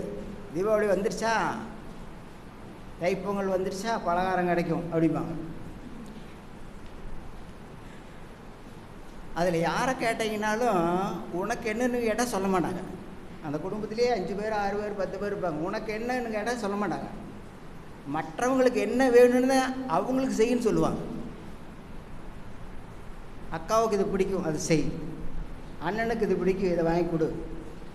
மற்றவங்களை பற்றி தான் யோசிப்பாங்க இல்லையா, தன்னை பற்றி யோசிக்காத காரணம் அந்த காலத்தில் இருந்தது. ஏன்னா மனிதன் பொருள் கொடுத்து உதவலாம், உடல் அளவில் உதவலாம், அதற்கு மேலே எண்ணத்தளவில் உதவுறதா இது. எனக்கு எது வேண்டாம், அவங்களுக்கு செய்யணும். பேஸ் உலகத்திற்குடைய சொல்லோ செயலோ ரெண்டுமே எண்ணத்தின் பேஸ் தான். ஒரு சொல்லு சொல்கிறதுனால எண்ணத்தில் தான் வரணும், செயல் சொல்கிறதுனால எண்ணத்தான் வரணும். ஆனால் எண்ணம் தான் மனிதனுடைய பேஸ். அந்த எண்ணம் பிறந்ததுலேருந்து அடுத்தவங்களை தான் நினச்சாங்களே, தன்னை பற்றி இணைக்கவே இல்லை. அதான் ரொம்ப மகிழ்ச்சி சொல்லுவாங்க, ஒரு படித்த மக்கள் விஞ்ஞானத்தில் முன்னேறினதுக்கு முன்னால் என்னென்னவெல்லாம் நடந்துக்கணும் உலக லெவலில் பார்த்தா ரொம்ப கஷ்டமாக இருக்குது அப்படிம்பார். காரணம், மனிதன் இந்த பூமி மேலே தான் வாழ்கிறான். இந்த பூமி இல்லாமல் பழைக்கவே முடியாது, நிலம் இல்லாமல் மனிதன் வாழவே முடியாது. ஆனால் ஒரு காலத்தில் நிலத்தை தெய்வமாக வணங்கினாங்க, நிலத்தை தெய்வமாக வணங்கினாங்க. அந்த நிலத்திலேருந்து நெருப்பும் வருது, நீரும் வருது, அனைத்தும் வருது, உனக்கு வேணும் உணவுப் பொருள் அத்தனை வருது. மனிதனுடைய மாண்பு ஃபஸ்ட்டு தான் வாழக்கூடிய நிலத்தை காப்பாற்றணும். மகரிஷி ரொம்ப வருத்தப்பட்டு ஐநா சபை போயிட்டு வந்துட்டு வெளிநாட்டெலாம் சுற்றிட்டு ரொம்ப வருத்தப்பட்டு சொல்கிறது இதுதான். நிலத்தை காப்பாற்ற அளவு பண்ணிட்டாங்க. நிலம் இல்லைன்னா மனுஷன் எங்கே வாழ முடியும், உயிரினங்கள் எங்கே வாழ முடியும்? நிலமே கெடுக்கிற அளவுக்கு எல்லா வகையான ரசாயனங்களும் மருந்துகளும் ஃபெர்டிலைசர்ஸ் இதெல்லாம் வந்துருச்சு. ஆனால் அந்த காலத்தில் செய்யவே விட மாட்டாங்க எந்த வகையிலும். சப்போஸ் ஒரு நிலத்துக்கு ஒரு எரு போடுறாங்கன்னா ஒரு சின்ன பூச்சி இறந்தால் கூட உடனே அதை போட வேணான்னு சொல்லிடுவாங்க. தாத்தாவெல்லாம் இருந்தாங்களாம். அது மாதிரி உயிரை கொள்றக்கூடிய பொருள் எதுவுமே செய்ய வேண்டியதுன்றாங்க. அப்போ தான் சொல்லுவாங்க வயசானவங்க, நம்ம மனசில் நல்ல எண்ணங்கள் மட்டும் தோண்டிகிட்டே இருந்துச்சுன்னா, நல்லெண்ணத்தை கவனிச்சுட்டே இருந்தோம்னா கெட்ட எண்ணங்கள் தோன்றாது. நாம் நல்லெண்ணத்தையே நினைக்காம விட்டுட்டோம்னா, ஒரு பூமியில் செடி போடுறீங்க, வெண்டைக்காய் இதெல்லாம் போடுறீங்கன்னு வச்சுங்க, அதை சரியாக பராமரிக்காமல் விட்டுட்டிங்கன்னா என்ன வரும்? களை வந்துடும். பூமியில் எந்த ஒரு பொருளை போட்டு நம்ம மனுஷன் வாடுறதுக்கு எதை செய்தீங்கனாலும் அந்த போட்ட பொருள் மனிதனுக்கும் இந்த சமுதாயத்துக்கு ஏற்புடையதாக இருக்கணும்னா அதை பாதுகாக்கணும். அப்படி பாதுகாக்காமல் விட்டுட்டோம்னா களை வந்துடும். அப்போ மனிதனுக்கு வேணுங்கிற எந்த பொருளும் கிடைக்காது. இப்போ இருக்கிற மனிதனுடைய மனோநிலை அப்படித்தான் இருக்கிறது. டிவி செல்ஃபோன் வராத காலத்து வரைக்கும் அந்த அளவு பெரிய பாதிப்பு இல்லை, மனிதனுடைய மனசில் பாதிப்பு இல்லை. அது வந்ததுக்கு பின்னால் தன்னை மறந்து விட்டான், மற்றவங்களை ஒப்பிட ஆரம்பித்து விட்டான். தன்னை மறந்து விட்டான், மற்றவங்களை ஒப்பிட ஆரம்பித்து விட்டான். மனிதன் என்பது நான் மனிதனாக வாழ முயற்சி செய்யணும், மனிதனாக முயற்சி செய்து மனிதனாக வாழ்ந்து இறைநிலை அடையணும். அதுதான் வாழ்வின் நோக்கமே. ஆனால் மனிதனாகவே வாழ முயற்சி செய்யாமல் இருக்கும்போது பெத்த அப்பா அம்மாவை கண்களமாமல் காப்பாற்ற வேணுங்கிறது மனிதனுடைய மாண்பு. முதல்ல பேசு தான். இந்த உயிரையும் உடலையும் கொடுத்தது யாருங்க? தாயும் தந்தையும். அவர்களை எந்த சூழ்நிலையிலும், ஒரு பையன் கேட்குறான், இது மாதிரி சொல்லி கிளாஸ் எடுத்துட்டேன், சித்தோட ஸ்கூலில் போய்ட்டு எடுத்துகிட்டு முடிச்சுட்டு வெளியே வந்துட்டேன். அந்த பையன் பிடிச்சிட்டேன். என்னங்க எப்படி சொல்கிறீங்க, அப்பா அம்மாவை காப்பாற்றணும் அப்படி இப்படின்னு சொல்கிறீங்க? எங்கள் அப்பா தினம் தண்ணி போட்டு எங்கள் அம்மா கூலி வேலை செஞ்சு எங்களுக்கெல்லாம் சாப்பாடு போட்டு காப்பாற்றுது, எங்கள் அம்மாவை அடித்து அந்த காசை முடிக்கிட்டு போகிறாரு, அவரை போய் என்ன பண்ண சொல்கிறீங்க? இப்போ இருக்கிற சமுதாயம் கலங்குது. காரணம் என்ன? அரசியல் தலைவர்களும் அதிகாரிகளும் மதவாதிகளும் சேர்ந்து சமுதாயத்தை கிடைக்கக்கூடிய ஒரு தொழிலை செய்யும்போது தான் வருது. அதற்கு அவர்கள் காரணம் சொல்ல முடியாது. அதனால் அந்த பையனுக்கு நாம் என்ன சொல்கிறோம்? ஒன்றுமே இல்லை தம்பி, நீ மத்தியானம் பர்த்டே வந்துருச்சு, உங்கள் வீட்டில் எதுவுமே வாங்கி கொடுக்கல, ஆனால் கூட ஃப்ரெண்ட் இருக்கிறான், உன்னை டக்குன்னு உன்னை கூட்டிகிட்டு போகிறான், அழகாக ஒரு சின்ன விருந்து கொடுத்துட்டு உனக்கு ஒரு கிஃப்ட்டு கொடுக்குறான். அப்போ எனக்கு அதை பார்த்து உனக்கு சந்தோஷமாக இருக்குமா இருக்காதா அப்படின்னு. ஐயோ ரொம்ப சந்தோஷமாக இருக்குங்கய்யா, எங்கள் அப்பாவும் செய்யலை, எங்கள் அம்மா எதுவும் செய்யலை, பட் இவன் செஞ்சுட்டு சந்தோஷமாக இருக்குன்னு. இந்த சந்தோஷத்தை எதை வச்சு அனுபவிக்கிற? இந்த உடம்பை வச்சு அனுபவிக்கிறேன் இல்லையா? இந்த சந்தோஷத்தை அனுபவிக்கக்கூடிய அந்த உடம்பை கொடுத்த என்னுடைய அப்பா வாழ்வாரம்னு சொல்லு. அவர் இப்போ என்ன செய்கிறான்னு பார்க்காத, அதற்கு வேண்டிய விளைவை அவர் அனுபவித்துக் கொள்வார். இப்போது அவர் என்ன செய்கிறார் நீ பார்க்காத, இந்த சந்தோஷத்தை அனுபவிக்க இந்த உடலை கொடுத்த என்னுடைய அப்பா வாழ்க வளம்னு சொல்லு. அதற்கு மேலே கொஞ்சம் நைட்டு போய் தூங்கும்போது ஒரு சாந்தி தவம் பண்ணிட்டு ஒரு நிமிஷம் கண்ணை மூடி கவனி. நான் வலதுகை தினம் யூஸ் பண்ணுறேன்னு யாராவது சொல்லி கொடுத்தாங்களா அப்படின்னு யோசிச்சுப்பார். உனக்கே தெரியும் யாரும் சொல்லி கொடுக்கல, ஆனால் வலதுகை எப்படி வந்துச்சு? அப்பாவும் வலதுகை யூஸ் பண்ணியிருக்காரு, அம்மாவும் வலதுகை யூஸ் பண்ணியிருக்காரு, பாட்டி வலதுகை யூஸ் பண்ணியிருக்குது, தாத்தா ஆனால் எனக்கு வந்திருக்குது. அப்படின்னா எங்கள் அப்பாவை குடிக்கலான்னு என்ன வருதுன்னா, இப்போ அவங்க அப்பா குடிச்சிருப்பாரா, அப்போ அவங்க தாத்தா குடிச்சிருப்பாரா அப்படின்னு நினைத்துப்பார். இந்த பழக்கம் அவருவது இல்லை, அவங்ககிட்டருந்து வந்திருக்குதுன்னு புரியும். அப்போ நீங்கள் என்ன பண்ணுன்னா, அவங்க கருவில் வந்ததை அவரால் எடுக்க தெரியாது, ஏன்னா பயிற்சிக்கு வரல. அதனுடைய பயிற்சிக்கு வந்திருக்கிற அழகாக உட்காந்து துரியதவம் மண்டி எனக்கு எப்படி வலதுகை பழக்கம் வந்து நான் நல்ல பேர் வாங்கணும், அதே மாதிரி எங்கள் அப்பாவுக்கு அவங்க அப்பா வழியில் அந்த குடிக்கிற பழக்கம் வந்து அவர் கெட்ட பேர் வாங்கி கொடுத்துருக்குது. குருவே நான் உங்கள்கிட்ட வந்துட்டேன், ஆனால் எங்கள் அப்பா நல்லவர் தான், இந்த ஆரிஜினில் வந்துருக்குது, ஆனால் அவரை காப்பாற்று அப்படின்னு மனம் நிறைந்து வாழ்த்து. ஒரு குறிப்பிட்ட நாளில் நீங்கள் 2 பேரும் என்னை பார்ப்பீங்கன்னு சொன்னேன். கண்டிப்பாக நீங்கள் பார்க்க முடியும். 25 நாள் கழிச்சு அப்பன் மகனும் வந்துட்டு என்னை பார்த்தாங்க. அவங்க அப்பா சொல்கிறாரு, என்னமோ தெரியலைங்கய்யா, நேற்று போயிட்டு வந்தேன், வரும்போது என் ஃப்ரெண்டு அவன் பையனுக்கு ஒரு ட்ரெஸ் வாங்கிட்டு போனான், என்கிட்ட கையில் காசே இல்லை, நான் ட்ரெஸ் வாங்கலாம்னு நினச்சா தண்ணி போட்டேன், பையனுக்கு இடத்த வாங்கிட்டு போகிறது, அப்படி போகிறது சரியில்லையே அப்படின்னு நினச்சேன். அப்போ இன்னையிலேருந்து தண்ணி போடுறதை விட்டுட்டு நான் இந்த வேலை செய்யலான்னு என்ன வந்துச்சு அப்படின்னு சொல்கிறாரு. ரொம்ப சந்தோஷம், இதே மாதிரி இருக்குன்னு சொல்லி வாழ்த்தி அனுப்பிச்சிட்டு அந்த பையனை மட்டும் உள்ளே கூப்பிட்டு சொன்னேன். இது எதனால் நடந்தது தெரியுமா? தினமும் நீங்கள் அப்பாவை நினச்சி கோவப்பட்டிருந்தாவோ வெறுப்பு அடைஞ்சிருந்தீனானோ உன்னுடைய உயிரிலிருந்து கோபம் வெறுப்புங்கிற ஒரு நெகட்டிவ் போய் உங்கள் அப்பாவை குடிக்க வச்சுருக்கும். ஆனால் இப்போ என்ன பண்ணியிருக்குது, எங்கள் அப்பா தெரியாமல் பரம்பரை பழக்கத்தில் வராரு, அதுலேருந்து வெளியே வரணும்னு நீ மன விரும்பி சொன்ன பார்த்தீங்களா, அந்த வாழ்த்து பையனுக்கு வந்துடும். அந்த வாழ்த்தை கொடுக்கக்கூடிய அற்புதமான வழி வேறு எந்த ஒரு பழக்கத்திலும் இல்லை, நம்ம மனவர்களில் மட்டும்தான் இருக்குது. ஒரு அற்புதமான மனிதனை மனிதனாக மாற்றக்கூடிய கல்வி நமக்குள்ளே இருக்குது. ஆனால் நம்ம சர்வசாதாரணமாக நினச்சி பார்க்கும்போது நிலத்தை ஃபஸ்ட்டு படித்தவங்க மட்டும்தான் கெடுத்துட்ருக்காங்க, படித்தவங்க மட்டும்தான் கெடுத்துட்ருக்காங்க. நிறையா பாருங்க, நிறைய இடத்துல நிலத்தை கெடுக்கிறது, அதற்கடுத்தது பஞ்சபூதங்கள் நீரை கெடுக்கிறது, அதற்கடுத்து காற்றை கெடுக்கிறது. நிலம், நீர், நெருப்பு, காற்று இது எல்லாம் கெடுத்தது யாருன்னா படித்தவர்கள் தான் அதை கெடுத்திருக்கிறார்கள். அப்போ அறிவு நிலை பொருள் சார்ந்த வாழ்க்கை, பொருள், புகழ், அதிகாரம், புலனின்பம், இது நாளில் எதில் சிக்கினாலும் தனக்கு என்ன லாபம் வருதுன்னு பார்ப்பாங்களோடைய மற்றவங்களுக்கு என்ன லாபம்னு பார்க்க மாட்டாங்க. அதற்கு மேலே இந்த சமுதாயம் என்ன ஆகும்னு பார்க்க மாட்டாங்க.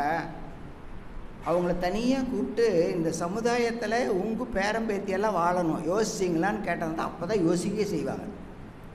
அவங்க பேரம்பேத்திகள் எல்லாம் அதே தண்ணியை, நீரை, காற்றை அனுபவித்து நோயாளி ஆகும்போது தான் அதை நினைவாங்க. அது நாள் கடந்துடும்.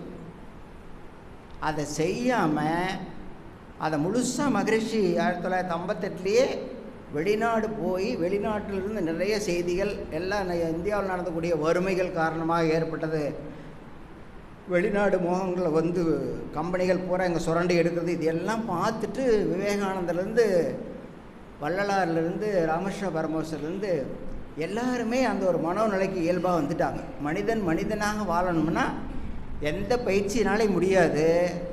உலகத்தில் தோன்றிய அத்தனை மதங்களுமே சொல்லாத கருத்து கிடையாது, எல்லாமே நல்ல கருத்து தான் சொல்லியிருக்கிறாங்க.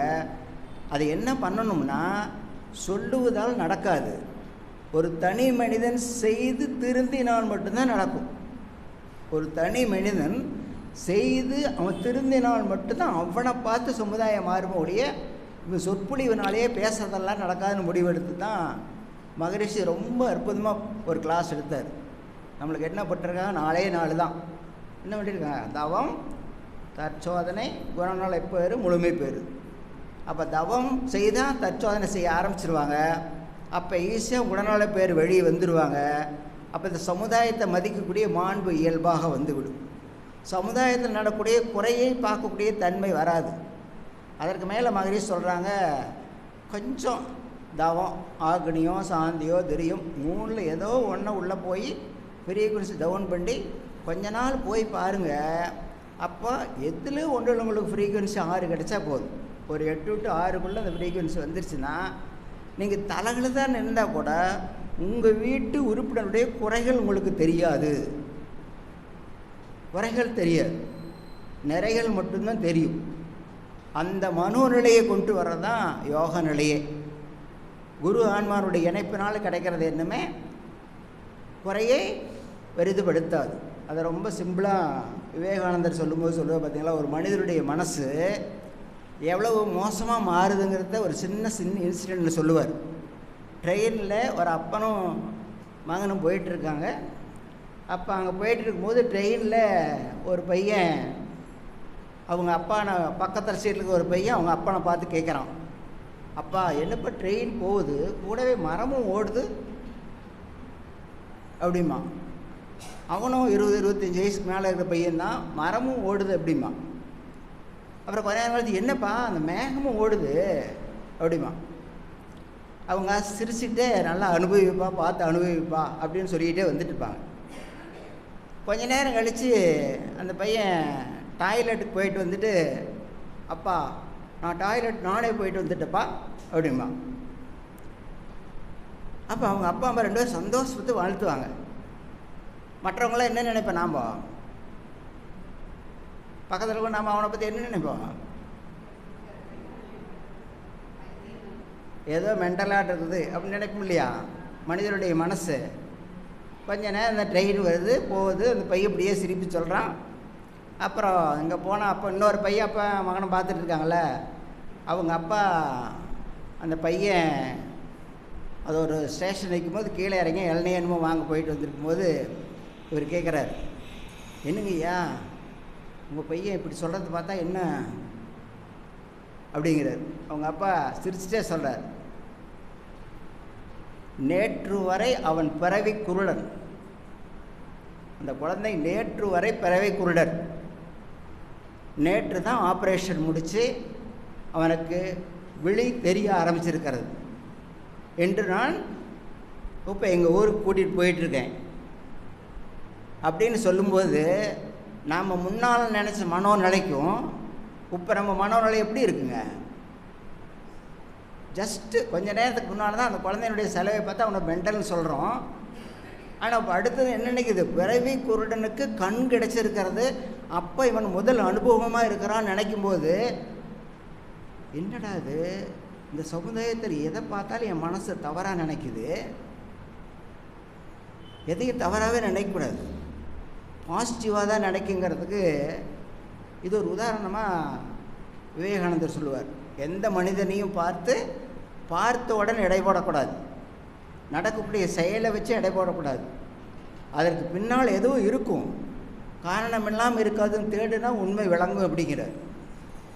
அது மாதிரி நம்ம வாழ்க்கையில் எத்தனை பேர்த்த பார்த்து அவங்க சர்வசாதாரணமாக குறை சொல்லியிருக்கிறோம் அப்படிங்கிறது தெரியும். தற்சோதனை பண்ணும்போது தெரியும். எங்களுடைய அம்மாவை பற்றி நான் என்ன குறை சொன்னேன், எங்கள் அப்பாவை பற்றி என்ன குறை சொன்னேன், என் கூட பிறந்தவர்களை பற்றி என்ன குறை சொன்னேன், என் நண்பனை பற்றி என்ன குறை சொன்னேன். அந்த குறைச்ச நாள் கழித்து அதை போய் பார்க்கும்போது எப்படி மாறிச்சு, அப்படியே ஃபீல்டு அப்படியே மூளையில் ஓடும். அப்போ ஓடும்போது தான் போய் தெரியும், மனிதன் என்றைக்குமே தான் முடிவெடுக்கக்கூடாது, எதையும் பாசிட்டிவாக தான் நினைக்கணும், நெகட்டிவாக எதவே நடக்கக்கூடாது அப்படின்னு சொல்லிட்டு மகரிஷி சொல்லும்போது சொல்லுவாங்க, நல்லா படுத்து தூங்கிட்டு இருக்கிறீங்க, பக்கத்து வீட்டில் ராத்திரி 1 மணிக்கு ஒரு வீட்டை இடிக்கிறதுக்காக பொக்லின் வந்து போட்டு உடைக்குது, டம் டும்னு போட்டு உடைக்குது. 1 மணி நேரம் அந்த வீட்டை உடைச்சிட்டே போயிடுது. நீங்கள் என்ன சொல்லுவீங்க அப்படிம்பாரு. நாம் என்ன சொல்லுவோம், இந்த சவுண்டு வந்து என்னுடைய தூக்கத்தையே கெடுத்துட்டான் அப்படின்னு சொல்லுவோமா, இல்லை செய்து சரின்னு சொல்லுவோமா? ஆனால் தவத்தில் தான் அப்படி சொல்ல முடியாதுங்கிறார்.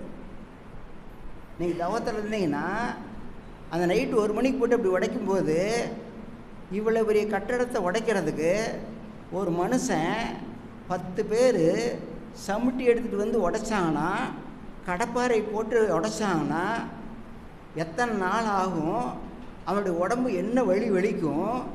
அப்போ அந்த டஸ்ட்டை சுவாசித்து அவன் உடம்பு என்ன ஆகும்? இத்தனை பேருடைய வாழ்க்கை உடம்பு பாதிக்காமல் எவனோ ஒருத்தர் இந்த பொக்லீனை கண்டுபிடிச்சி 1 மணி நேரத்தில் வேலையை முடிச்சுட்டு போயிட்டான் பார்த்தீங்களா?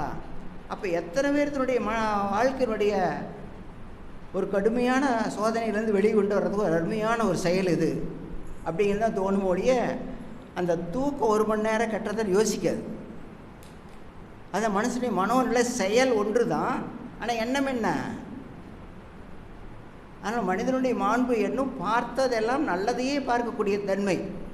இன்னொன்று சொல்லுவாங்க, நல்லா காஸ்ட்லி ஒரு கார் வாங்கிட்டாங்க, ஒரு டிரைவர் வச்சு ஓட்டிகிட்டு போயிட்டுருக்காங்க.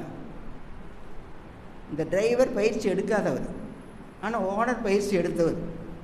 சென்னை போகலான்னு போகிறாங்க, இது மாதிரி மழை வந்துடுது.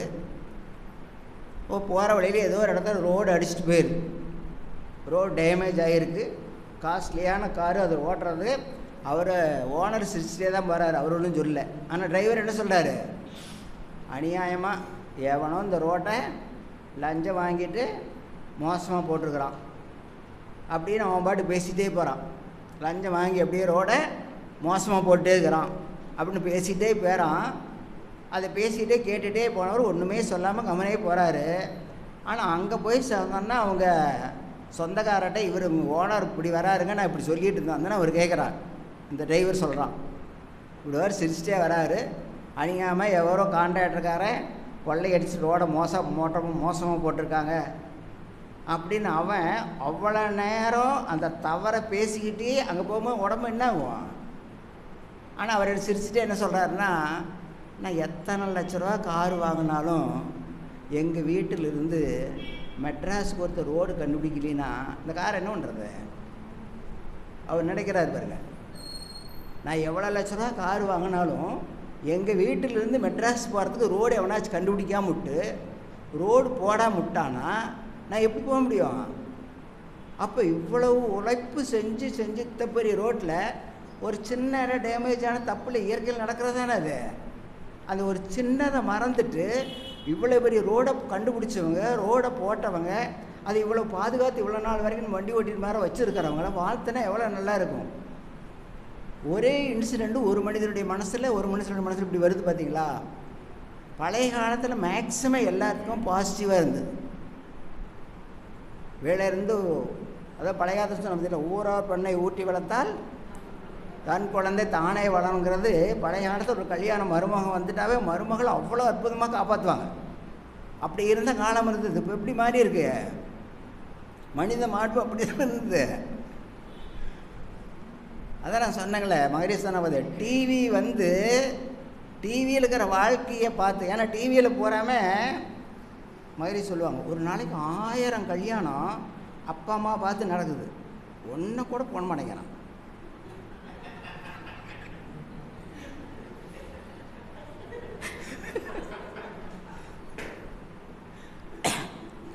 அந்த ஒரே கல்யாணத்தை 7 டிவியில் போகிறேன்.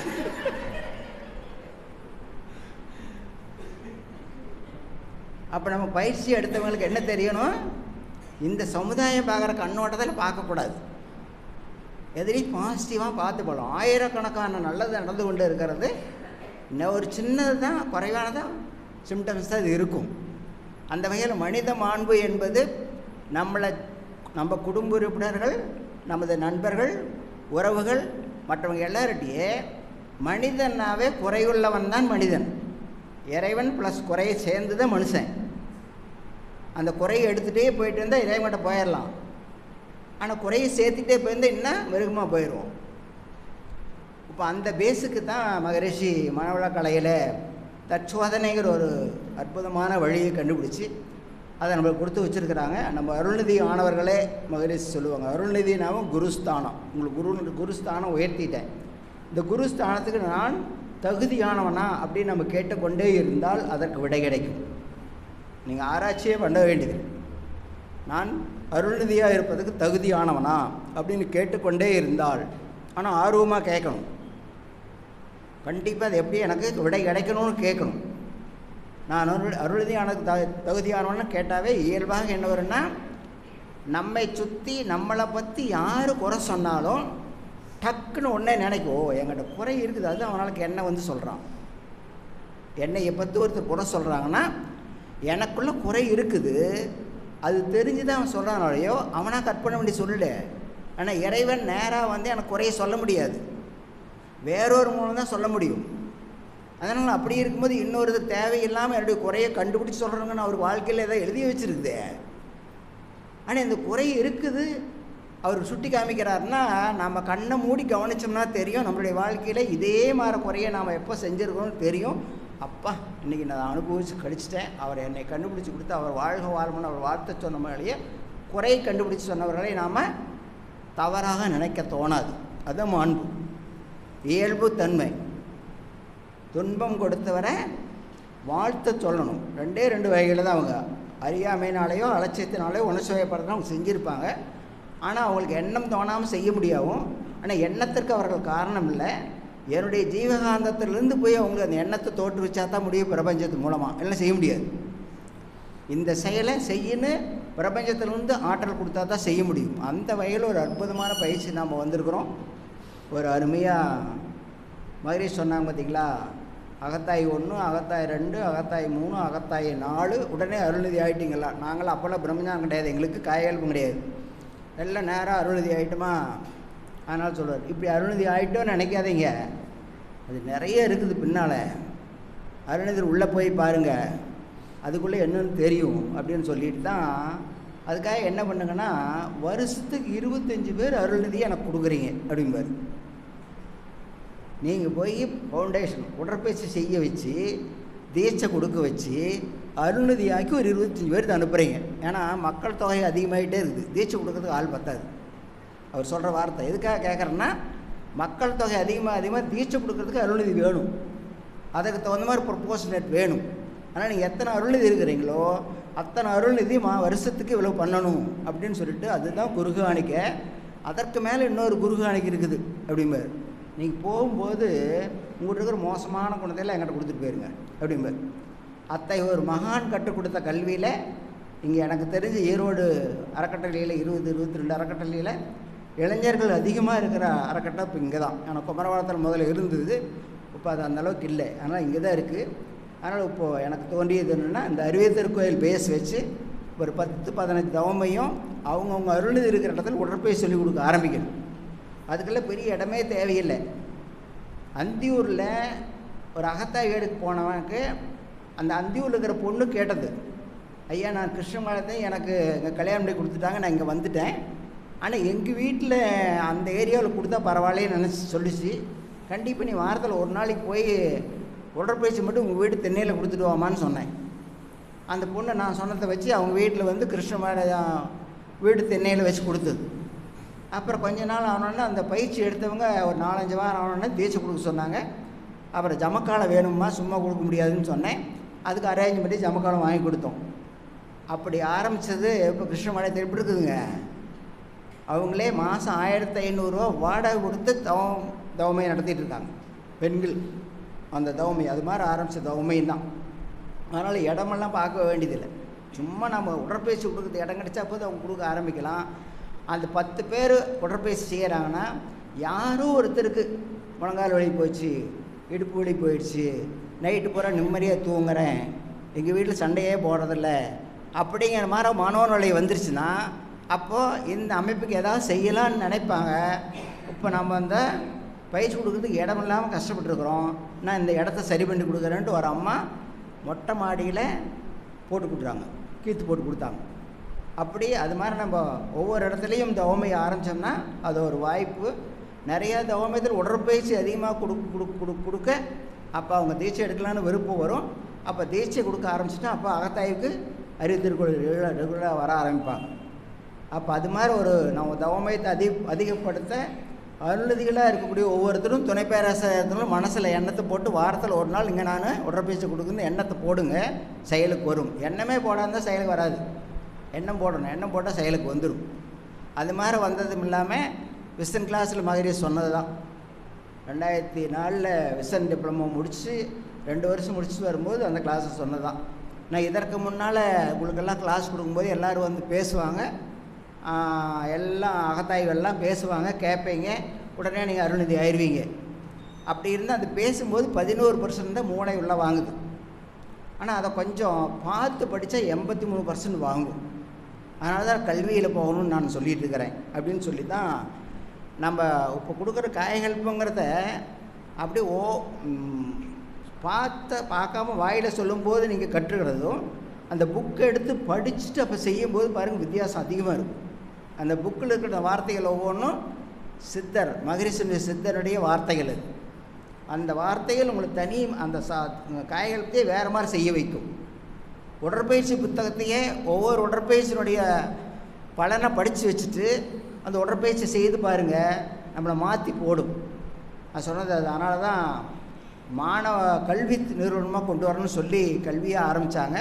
நமக்கு பல வருஷம் யூனிவர்சிட்டி கல்வி கிடைக்காமல் போயிட்டு போன வருஷம் தான் ஜெயின் டிப்ளமோ கிடச்சிச்சு. ஆனால் ஜெயின் டிப்ளமோ கிடச்சி இத்தனை பேர் வாங்கியிருக்காங்கன்னு ஒரு பெரிய புண்ணியம்.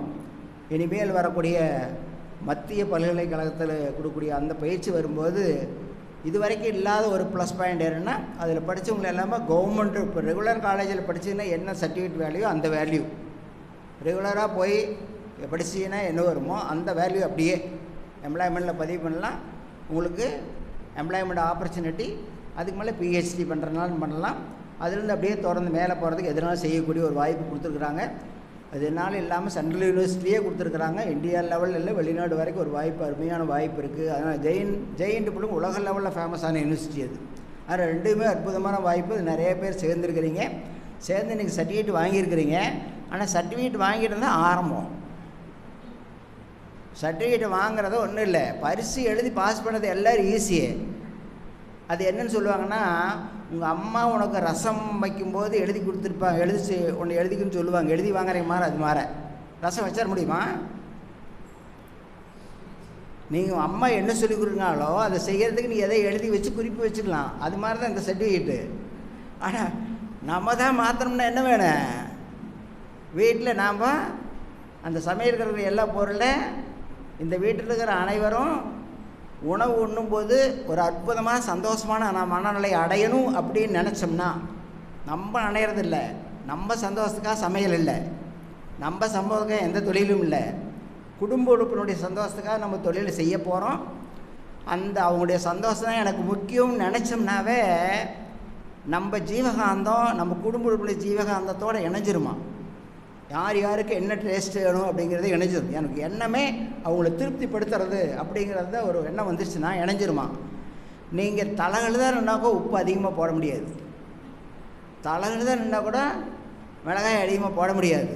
அந்த கை அவ்வளோதான் எடுக்கும், அதுக்கு மேலே எடுக்கவே விடாது. மகிழ்ச்சி சொல்கிறார், அது காங்க்ரீட் அப்படி பிடிச்சிக்கும், யாரும் ஒன்றும் பண்ண முடியாதுங்கிறார்.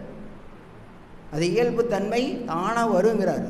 எண்ணம் போகாமல் மற்றவருடைய வாழ்க்கை சுகத்திற்காக நான் செய்யலான்னு ஆரம்பித்தாவே பேசிக் எண்ணம் பாசிட்டிவ் எண்ணமாக மாறிடும், தனக்கு நாங்கள் நிற்காது. அத்தை ஒரு அற்புதமான வாய்ப்பு மகரிஷி கொடுத்துருக்குறாங்க. நாம் இந்த பயிற்சியில் கலந்துருக்குறோம். நம்ம சர்வசாதாரணமாக நைட் படுக்கிறதுக்கு முன்னால் ஒரு நிமிஷம் யோசிச்சு பாருங்கள். இன்றைக்கி காலையில் எழுந்து இந்த நிமிஷம் வரைக்கும் நான் உடல் அளவுலையோ பொருள் அளவுலையோ எண்ணத்தளவுலையோ யாராச்சும் உதவலான்னு நினச்சேனா? எத்தனை பேர்த்து நான் உதவலான்னு நினச்சிருக்கிறேன். அதே மாதிரி இன்றைக்கி காலையிலேருந்து இது வரைக்கும் எனக்கு நஷ்டத்தை கொடுத்தவங்க துன்பம் கொடுத்தவர்களை நினச்சி மன்னித்திருக்கிறேன். இதை ரெண்டை மட்டும் தினம் படுக்கிறதுக்கு முன்னால் ஒரு 5 நிமிஷம் தூங்குறதுக்கு முன்னால் நம்ம கால்குலேட் பண்ணிகிட்டே வந்தோம்னா ஒரு குறிப்பிட்ட நாளில் உதவுதாங்கிற எண்ணம் அதிகமாகிட்டே இருக்கும், மன்னிக்கிறாங்கிற எண்ணம் அதிகமாகிட்டே இருக்கும். நம்மளை அறியாமல் நம்ம வீட்டில் ஒரு சிக்கல்னால் அந்த சிக்கலுக்கான வழி நம்ம மூளையிலேருந்து தோன்று எண்ணமாக தோன்று செயலாக மாறும், சரியாயிடும். அது வேறு யாரும் தேடவே வேண்டியதில்லை. பிரபஞ்ச கடத்தில் இணைஞ்சிடும்.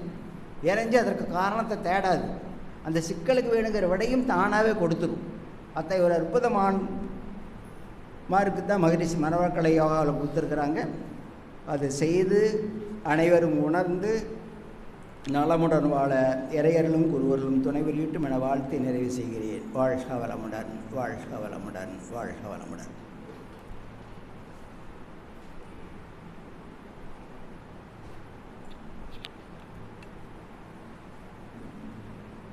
வாழ்க வளமுடன். மகரிஷியின் பயிற்சிகளை திட்ட எனக்கு ஐயாவுக்கு தெரிஞ்சு எனக்கு 40 வருஷம் அல்லது 30 வருஷத்துக்கு மேலே இருக்குன்னு நினைக்கிறேன். அவளுக்கு அவ்வளோ அனுபவம் இருக்குது.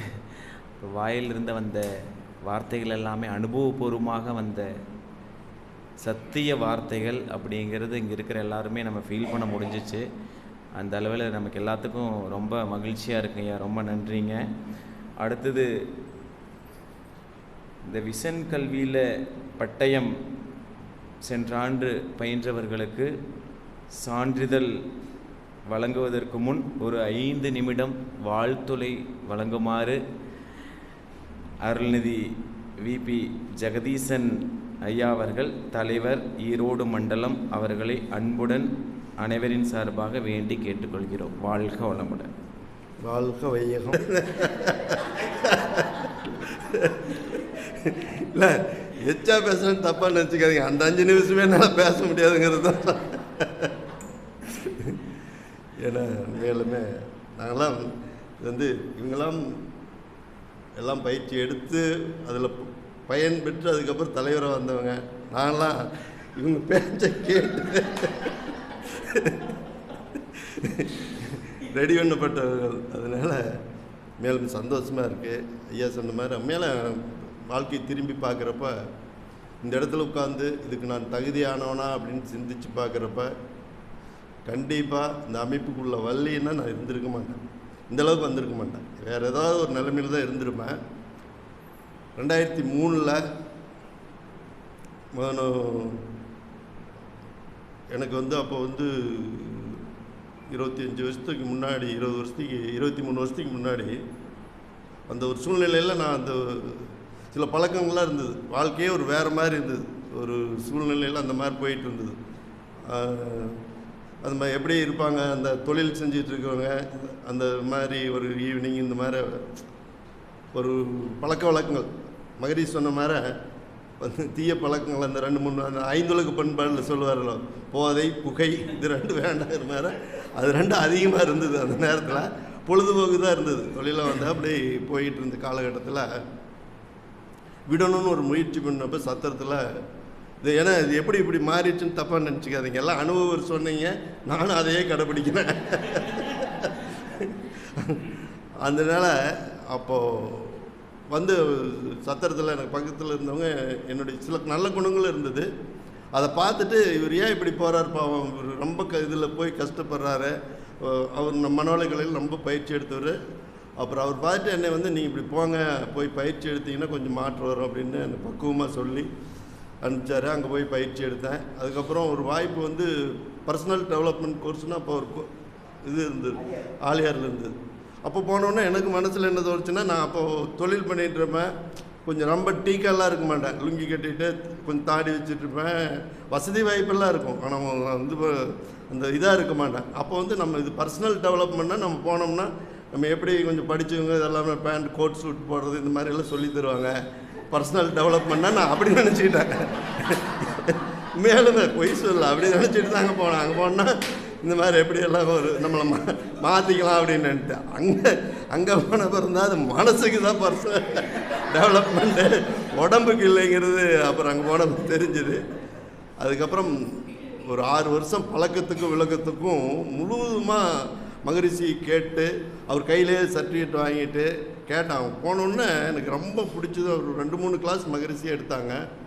அப்போ சிந்தனையாளர்களே அறிஞர் பெருமக்களே அப்படின்னு தான் ஆரம்பிப்பாங்க. அப்போ தான் நமக்கு இன்னும் நம்ம உட்கார்ந்துருக்கோம் சிந்தனையாளர் அறிஞர், நமக்கு எந்த சிந்தனையும் கிடையாது, வேறு மாதிரி அறிவுதான் இருக்கும் அப்படிங்கிற மாதிரி அது ரொம்ப உணர்ச்சி. நம்மளும் கூட அப்படி ஆயிடலாம் மாட்டிருக்குது மகரிஷி சொன்ன அப்புறம் நம்மளும் அதை நம்மளை தகுதிப்படுத்திக்கலாம் அப்படிங்கிற மாதிரி மனசுக்குள்ளே வந்திருக்குங்க. அந்த விதை அப்போ உளுந்த விதை, உழவனை அடிக்கடி சொல்லுவார், விதைத்தவன் உறங்கி விடலாம், விதைகள் உறங்குவதில்லை அப்படின்னு சொன்ன மாதிரி அன்னைக்கு அங்கே நடந்த நிகழ்ச்சியில் மகரிஷி பேசின அந்த 2-3 கிளாஸை எல்லோரும் பேசுனது கேட்ட அப்புறம் அதில் ஒரு ஈடுபாடு வந்துருச்சு. அதுக்கப்புறம் வந்து பழக்கத்துக்கும் விளக்கத்துக்கும் போராடிக்கிட்டே இருந்தேன். வந்து ஒரு 6 வருஷம் போராடிக்கிட்டே இருந்தேன். ஆனால் தொடர்பில் இருக்க மாட்டேன். வந்து ட்ரிங்க்ஸ் எல்லாம் யூஸ் பண்ணால் கூட நைட் ட்ரிங்க்ஸ் அளவாக யூஸ் பண்ணிவிட்டு மகரிஷி கேஸ்ட்டை கேட்டுக்கிட்டு இருப்பேன். அது சொல்லுவாங்க அந்த காலத்தில் இமயமலைக்கெல்லாம் போய் ஞானம் எப்படி எச்சா கிடைக்குன்னா அங்கே போனால் அவங்களுக்கு வந்து அந்த கஞ்சா போதை எச்சாச்சுன்னா பக்தி ஜாஸ்தியாக வந்துடுமா. அந்த மாதிரி அந்த அதுலேயே கொஞ்சம் ஊறி ஊறி ஊறி அதுக்கப்புறம் வந்து ஒரு காலகட்டத்தில் 2000 அப்புறம் எங்கள் வீட்லேயும் கூட்டிகிட்டு 2-3 முறை நான் 5 நாள் பயிற்சி விடாமல் போய் அப்புறம் அதுக்கப்புறம் போனோன்னே விளக்கம் கிடைச்சிது. வேண்டாம் அப்படின்னு அதுக்கப்புறம் விட்டு இன்றைக்கெல்லாம் அந்த எந்த பழக்கம் இல்லாமல் விட்டுட்டு வந்ததுக்கப்புறம் நான் அங்கே பயிற்சிக்கு போனப்போ உட்காந்து யோசனை பண்ணுவேன். நம்ம அந்த தூக்கம் வர சில நேரத்தில் முடிஞ்சுட்டு 12 மணி 1 மணி வரைக்கும் அப்போ வந்து ஒரு பெரிய ஆர்வம் வந்துடும். இதெல்லாம் இப்படி போய் ஸ்கூலுக்கெல்லாம் போகணும். 2003-4 மனசுக்குள்ளே நினைப்பேன் இப்படியெல்லாம் இது வெளியே போனால் மக்களுக்கு கிடைச்சுன்னா எவ்வளோ இருக்குன்னு நான் நினச்சதெல்லாம் திரும்ப நடந்தது. இதில் பாருங்க இன்னொன்று இந்த நம்ம குடும்ப அமைதின்னு ஒரு கல்யாணத்துக்கெல்லாம் இப்போ சின்ன புக்கு மட்டும்தான் இருக்குது, பெரிய புக்கு இருக்காது. ஒரு 10 வருஷத்துக்கு முன்னாடி மகரிஷி படம் மட்டும்தான் போட்டிருப்பாங்க. மகரிஷி படம் மட்டும் போட்டு நான் அதை தான் கல்யாணத்துக்கு இதெல்லாம் கொடுக்குறதுக்கு வாங்கிப்போம். அப்போ மனசுக்குள்ள நினைப்பேன் குடும்ப அமைதின்னு போட்டு எப்படி தான் கொடுத்தாலும் ஒரு சாமியார் மாதிரி இருக்காங்களேன்னு நினைப்பேன். அதுக்கப்புறம் அதுலேயே ஐயா அம்மா படத்தை 2 போட்டு அதுக்கப்புறம் அந்த புஸ்தகம் மறுபடியும் வந்தது. அந்த மாதிரி சிலதெல்லாம் நம்ம மனசுக்குள்ள நினைக்கிறப்ப அந்த மாதிரி மாற்றங்கள்லாம் வந்தது. அதுக்கப்புறம் வந்து இங்கே அரிய திருக்கோயில் உள்ள கொஞ்சம் கொஞ்சமாக உள்ளே வந்தேன். ஒரு விருப்பத்தோடு வந்தேன். அவங்க எல்லாருமே எனக்கு வந்து என் தகுதிக்கு மீறின பொறுப்பு கொடுத்தாங்க, பொருளாளராக கொடுத்தாங்க. அதுக்கப்புறம் தான் என்னை தகுதியை வளர்த்துக்கிட்டேன். அதுக்கப்புறம் அவர் இப்போ மண்டலத்தில் ஐயா கொஞ்சம் சில சூழ்நிலையினால மேலுமே இன்னைக்கு பேருக்கு தான் நான் இப்போ வந்து தலைவர், நான் ஒரிஜினல் தலைவர் ஐயா. ஏன்னா நான் கவுண்டமணி செந்தில் படத்தில் சொல்கிற மாதிரி எல்லாம் மேலே இருக்கிறப்ப அதை நம்பி தான் நான் தலைவரானேன். தலைவர் சொன்னீங்க நான் எப்படிங்கயா பண்ணிட்டேன், அதெல்லாம் மேலே இருக்கிற பார்த்துக்காங்க. அந்த மாதிரி அதை நம்பி தான் இன்றைக்கி நான் அப்படியே வண்டி ஓடிட்டு இருக்குது. அதனால் ரொம்ப வாங்க புதுசாக இருந்தேன்னு நம்ம எல்லாம் இந்த பயிற்சி எடுத்துருக்கோம். அப்படின்னா ரொம்ப முக்கியம் இந்த பயிற்சி, மனவளக்கலை பயிற்சி எடுத்ததுக்கப்புறம் வாழ்க்கை அப்படியே தரமாக மாறும். அதுக்கு விஞ்ஞானபூர்வமான ஒரு உண்மை. பட்டாம்பூச்சி வந்து ஆரம்ப காலம் அது 2 விதமான வாழ்க்கை இருக்குது. பட்டாம்பூச்சி கம்பளி புழுவாக இருக்கும். ஃபஸ்ட்டு பார்க்குறதுக்கு மேலே முடி, அதனோட உணவு பழக்கமே வேறு. தலையிலையில் அதிகமாக திங்கும், மேலே பட்டா அரிக்கிற மாதிரி இருக்கும் அந்த கம்பளி புழுவினுடையது. அது பட்டாம்பூச்சியாக மாறுறதுக்கு முன்னாடி அது கூட்டுப்புழுவாக மாறி கொஞ்ச காலங்கள் அது வந்து லிக்யூடாக மாறிடும். மாறினதுக்கப்புறம் அந்த கூட்டுப்புழுவிலேருந்து வெளியே வர்றப்ப அழகான வண்ணத்து பூச்சியாக வரும். அதுக்கப்புறம் அதனுடைய உணவு பழக்கம் எல்லாமே வேறு. அதுக்கப்புறம் அது தேன் தான் உண்ணும், வேறு எதுவும் இருக்குது. அவ்வளோ அழகாக இருக்கும். அந்த மாதிரி அதனுடைய வாழ்க்கை 2 முறையாக இருக்குது. அதே மாதிரி தான் மனவளக்கலைக்கு வர்றவங்களுடைய வாழ்க்கை முன்னாடி இருந்ததும் வந்ததுக்கப்புறம் வண்ணத்தை பூச்சி மாற எண்ணங்கள் எல்லாமே நல்ல எண்ணங்களை எடுத்துக்கிறதும் நல்ல எண்ணங்களை செயல்படுத்துறதும் வழக்கமாகவே வந்துடுதுங்க. மனவளக்கலையில் அதுதான் நம்ம என்னென்னா கடவுள் அற்புதமான ஒரு உடம்பை கொடுத்துருக்காரு. அதுக்கு வந்து ஒரு சிஸ்டம் கடவுளே கொடுத்துட்டார். எது சாப்பிட்டாலும் சத்தை எடுத்துக்கிட்டு சக்கையை வெளியே தள்ளக்கூடிய கழிவுகளை நீராக இருந்தாலும் வெளியே தள்ளக்கூடிய அற்புதமான சிஸ்டம் இறைவன் கொடுத்துருக்காரு. மனசு ஒன்று இருக்குது. ஆனால் மனசுக்கு அவர் கடவுள் எப்படி கொடுத்துருக்காருன்னு சிஸ்டத்தில் அது வந்து எண்ணங்கள் வரும், நல்ல எண்ணங்கள் கெட்ட எண்ணங்கள் வரும். நம்ம தான் பிரித்து செயல்படுத்தணும். பெரிய அதுதான் கடவுள் கொடுத்த ஒரு இது. அதில் தான் மனசு ஜெயிலும் இருக்குது, கோயிலும் இருக்குது, அரிய திருக்கோயில் இருக்குது. அவன் நாம் ஜெயிலுக்கு போகிறோன்னா மாறணும்னா இல்லை அரிய திருக்கோயிலுக்கு மாறினா அவன் தான் முடிவணும். நிலத்துலங்க கடவுள் இந்த மனசுக்கு 2-3 உதாரணம் சொல்கிறாங்க. நிலம் ஒன்று எது போட்டாலும் விளையும். நம்ம என்ன போடுறோம், நமக்கு என்ன வேணுமோ அதை போடணும். அதுக்கு போட்டது மட்டும் பத்தாது, கலைகள் வந்து அதை எடுக்கணும், எது ஆகாதோ அதை எடுக்கணும். அதே மாதிரி நம்ம எண்ணங்கள்லையும் பயிற்சி பண்ணி அதுதான் நம்ம மனவளக்கலையில் நடக்குதுங்க. எண்ணங்கள் வந்து எல்லாம் இப்படி பயிற்சி பண்ணாதவங்களுக்கு பயிற்சி பண்ணவங்களுக்கு எனக்கு ஒரு வீட்டிலே எல்லாம் இருக்கிறோம். அவங்க கோவம் வந்தால் உடனே பேசிடுறாங்க. நம்ம கோவம் வந்தால் நம்மளும் அவங்கள எதிர்த்து பேசாமல் அவங்க பேச வரைக்கும் விட்டு எல்லாம் நம்ம ரோட்டில் போகிறோன்னு வச்சுக்கோங்க, நம்ம மட்டும் கரெக்டாக பார்த்து ஓட்டினா நம்ம வீட்டு போய் சேர முடியாது. எதிர்த்தாப்பில் வர்றவங்க எப்படி வரான், விசுக்குன்னு ஒன்று ஓடியாருவான், அவன் லெஃப்ட்டில் இண்டிகேட்டர் போட்டு ரைட்டில் திரும்புவான். எல்லாம் இன்றைக்கி ரொம்ப மோசமாக இருக்குது டிராஃபிக். அந்த மாதிரி நம்ம உணர்வுகள்லேயும் நம்ம குணங்கள்லேயும் எல்லாத்துக்கும் வீட்டில் எல்லோரும் ஒவ்வொருத்தரும் ஒரு மாதிரி இருக்காங்க. அது இப்போ ஐயா சொன்ன மாதிரி செல்ஃபோன் வந்ததுக்கப்புறம் டிவி வந்ததுக்கப்புறம் எல்லாமே மாறிடுச்சு. அதுக்கு தகுந்த மாதிரி நம்ம மாற்றிக்கிட்டு போகணும். அதுதான் ரொம்ப முக்கியம். அதே மாதிரி நம்ம எண்ணங்கள் எந்த அளவுக்கு நம்ம செயல்படுத்தணும் அப்படிங்கிறது. ரெண்டாவது இன்னொன்று ரொம்ப முக்கியமான ஒன்று சொல்ல நினச்சேன். ஒருத்தர் நீச்சல் பழகி கொடுத்த ஒரு உதாரணம். நீச்சல் பழகி ஒரு குளத்தில் வச்சு நீச்சல் பழகி கொடுத்துட்ருக்காரு பசங்களுக்கு. எல்லாம் நீச்சல்லாம் சொல்லி கொடுத்துட்டு வெளியே வந்தோன்னு சொல்கிறார், டேய் யாராவது தண்ணியில் மூழ்குனா அவனை கிட்ட போயிடக்கூடாது, எட்ட நின்று முடியை பிடிச்சி தான் தூக்கணும். கிட்ட போயிட்டீங்கன்னா உன்னை கட்டி பிடிச்சிக்குவான், அப்புறம் முன்னாலே நீயும் சேர்ந்து உள்ளே போயிடுவேன். அதனால் இப்படி பண்ண, நீ தூரம் நின்று பிடிக்கணும் அப்படின்னு. அது கேட்டுட்டு இருந்த பையனில் ஒரு பையன், ஒரு குறும்புக்கார பையன் இருந்துச்சு, எனக்கு முடியை பிடிச்சி தூக்க சொல்லி எங்கள் மொட்டை அடிச்சது.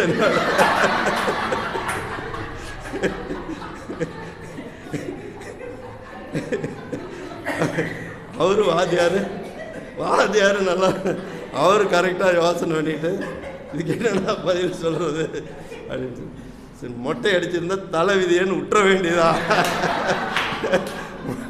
அந்த மாதிரி நம்ம எல்லா பயிற்சிக்கு வந்தவங்க சில பேர் இந்த மாதிரி கேள்வி கேட்பாங்க. இதெல்லாம் பண்ணுனா சரியாயிருமா, இது பண்ணா மனசு சரியாயிருமா, இது பண்ணான்னு. அந்த மாதிரி கேட்குறவங்களுக்கு மொட்டை அடிச்சுன்னா விட்டுற வேண்டியது. அவங்கள நம்ம முயற்சி பண்ணி உள்ளே கொண்டு வர்றதுங்கிறது வேஸ்ட்டு. அந்த மாதிரி முயற்சி பண்ணி நம்ம தொடர்ந்து இதெல்லாம் செஞ்சு அற்புதமான ஒரு இடம். நம்ம கடவுள் அருள்நாள் இது எல்லாமே நம்ம வேண்டி வந்ததில்லை. ஐயா சொன்ன மாதிரி பூர்வ ஜென்ம புண்ணியம். நம்மளே பார்த்து நம்ம மனசுக்குள்ளே இருக்கிறது நம்மளே சரி பண்ணி அகத்தாய்வு பண்ணுறதுன்னா சாதாரண விஷயம் இல்லை. அப்புறம் இன்னொன்று உண்மையை சொல்லிடுறேன், தப்பாக நினச்சிக்காதீங்க. டைம் வேறாச்சு. குறைஞ்சது 30 வருஷம்னு சொன்னார். ஒரு 30 வருஷமாக குறைஞ்சது ஒரு அரை மணி நேரம் உடற்பயிற்சி செஞ்சுருந்தாருன்னா, குறைஞ்சது இன்றைக்கி கணக்கு போட்டு பார்த்தோம்னா 30 வருஷத்தில் ஒரு 5400 மணி நேரம் செஞ்சுருப்பார். டெய்லி அரை மணி நேரம்னா 30 வருஷத்துக்கு கணக்கு போட்டால் 5000 மணி நேரம் இன்ட்டு வகுத்தல் 24 போட்டோம்னா 225 நாள் 24 ஹவர்ஸ் செஞ்சால் தான் அவர் இன்றைக்கி செஞ்ச உடற்பயிற்சி அளவு செய்ய முடியும். தொடர்ந்து செய்யாத ஒருத்தன் பக்கத்தில் இருக்கான். 2வது நான் 3 நேரம் இன்சுலின் போடுறேன், சுகர் சாப்பிட்டுட்டு இருக்கேன். ஏன்னா காரணம் என்ன தெரியும், ஆனால் தொடர்ந்து செய்யலாம். உண்மை சொல்லிடுவேன், அதுக்காக சொல்கிறேன். ஆனால் தொடர்ந்து செஞ்ச ஐயாவுக்கு எந்த தொந்தரவுமே இல்லை. அப்போ யார் இருக்கிறவங்க இன்னிலிருந்து தொடர்ந்து செய்யுங்க. ஏன்னா இது விட்டு போயிடும். நமக்கு எப்பவுமே தொடர்ந்து நம்ம மனசு கொஞ்சம் வாக்கிங்கே போகிறோம், நின்று போயிடும். 4 நாளைக்கு நிறுத்திட்டு அடுத்த நாள் செய்யலான்னா நின்று போயிடும். நம்ம மனசு தள்ளி போடுறதுக்கு சீக்கிரம் ருசி கண்டுரும். நல்லது செய்கிறது கஷ்டப்படும். விட்டு இந்த மாதிரி வேண்டாம் அப்படின்னு ஏதாவது தள்ளி போட்டு நம்மளுக்கு அது பயனுள்ளதை தள்ளி போடுறோம்னா அந்த மாதிரி அது ஈஸியாக பிடிச்சிக்கும். தொடர்ந்து வாங்க. நேரம் ஆயிடுச்சுவா, இன்னும் 2 நிமிஷம் இருக்காங்க. இந்த தொடர்ச்சியாக செய்கிறதுக்கு ஒரு கதை இருக்குது, அது சொல்லிடுறேன். அடிக்கடி சொல்கிறது தான். இருந்தாலும் இப்போ அரசியல் பேச்சாளர்லாம் எப்போ வந்தாலும் ஒரே இதாக வச்சுருப்பாங்க, ஊர் மாறிக்கும்.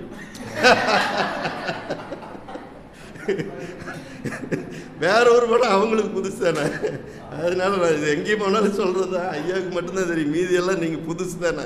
அப்போ சொல்கிறேன், ஒருத்தர் எல்லாம் நாய் வளர்க்குறாங்க, பூனை வளர்க்குறாங்க அப்படின்னு சொல்லிட்டு ஒருத்தர் வித்தியாசமாக இருக்கட்டுன்ட்டு ஒரு ஆசிரியர் உங்களை மாதிரின்னு வச்சுக்கலாம் ஒரு குரங்கு வாங்கிட்டு வளர்க்குறாரு. ஏன்னா எல்லாரும் பண்ணுறதையும் நம்ம செய்யக்கூடாது, நம்ம புதுசாக செய்யலான்னு குரங்கு வாங்கிட்டு அது குரங்குக்கு ட்ரைனிங், நாய்க்கெல்லாம் கொடுக்குற மாதிரி ஒரு ட்ரைனிங் கொடுக்குற ஆளை கூப்பிட்டு குரங்குக்கு ஒரு வேலை, என்ன வேலை சொல்லிக் கொடுக்கலான்னு யோசனை பண்ணிட்டு, சரி இதுக்கு பரிமாறுற வேலை சொல்லிக் கொடுக்கலாம் அப்படின்னு குரங்குக்கு பரிமாறுற வேலை சொல்லிக் கொடுத்து அதெல்லாம் முழுசாக செஞ்சிருது. அவன் சொல்லி கொடுத்துட்டு போயிடறான், இப்படி எப்படி செஞ்சிங்கன்னா இது கரெக்டாக செய்யணும், கொஞ்ச நாள் ட்ரைனிங் கொடுத்து சரி அப்படின்னு இவருக்கு நல்லா பார்க்குறாரு, செஞ்சிருது. சரி செஞ்சுட்டு நமக்கு மட்டும் தெரிஞ்ச என்ன பிரயோஜனம், 4 பேர் தெரிஞ்சாலும் நம்ம குரங்கு எப்படி இருக்குன்னு தெரியிட்டு அவர் நண்பர் வீட்டுக்கு கூப்பிட்டு வாங்க நான் ஒரு குரங்கு வளர்த்துருக்கேன், அருமையாக அது நான் சொல்கிற வேலையெல்லாம் செய்ய வாங்க அப்படின்னு அவர் கூப்பிட்டு ஒரு நாள் சாப்பிட உட்கார வச்சு குரங்கு ஒரு அடி வச்சு இலை போட சொல்கிறார். 2 பேத்துக்கு இலை போடுது. ஒரு அடி வச்சு சாப்பாடு வைக்க சொல்கிறார். 2 சாப்பாடு கணந்து வைக்கிது. அப்புறம் ஒரு அடி வச்சு சாம்பார் பக்குவமாக ஊற்றுது. அப்புறம் ஒரு அடி வச்சு ரசம் ஊற்ற சொல்கிறார், ஊற்றுது. வந்தவர் எங்கள் அந்த குரங்கு சொன்ன வேலையெல்லாம் செய்யுது, ஒவ்வொரு தடவையும் அதை அடிக்கிறீங்க, அடிக்காமல் ஒரு வேலை சொல்லுங்கள் அப்படின்னு. இல்லை இல்லைங்க வேண்டாங்க, அடிக்காமல் சொன்னால் சரி வராது. இல்லைங்க நீங்கள் அடிக்காமல் சொல்லுங்கள், இத்தனை வேலை கரெக்டாக செய்ய அவர் சொல்கிறது தாங்க முடியாமல் சரி அடுத்து அடிக்காமல் மோர் ஊற்றுன்னு சொன்னோன்னே அதுக்கு பக்கெட்டோடு எடுத்துகிட்டு வந்து வந்து தலையில் அந்த குரங்குக்கு என்னதுன்னா ஒரு அடி வச்சா தான் சொன்னது கரெக்டாக செய்யும். அதே மாதிரி தான் நம்ம மனசும் ஒவ்வொரு நாளும் கரெக்டாக தவம் பண்ணி அந்த மனசை ஒரு பக்குவமாக வச்சுருந்தா ஏன்னா தினம் தவம் பண்ணணுங்கிறதுக்காக தான் கடவுள் வந்து அந்த மாதிரி ஒரு சிஸ்டம் நம்மளுக்கு ஒவ்வொரு நாளும் பண்ணால் தான் அந்த மனசு வந்து அப்படியே நிற்கும். அதனால தான் தினம் தவம் பண்ணுறது கடவுள். அதனால தான் உணவு நம்ம வந்து திடீர்னு ஒரு நாளைக்கு நிறைய காலையில் சுவையாக செய்கிறோம். ஒரு 3 நாளைக்கு வேணுங்கிறது ஒரே நாள் சாப்பிட்டு விட்டுடலாம். 3 நாள் கழித்து ஃப்ரிட்ஜில் வைக்கிற மாதிரி வயிற்றுலேயும் வச்சுக்க முடியாது. ஆனால் எவ்வளோதான் செஞ்சாலும் மத்தியானம் பசிக்கும்.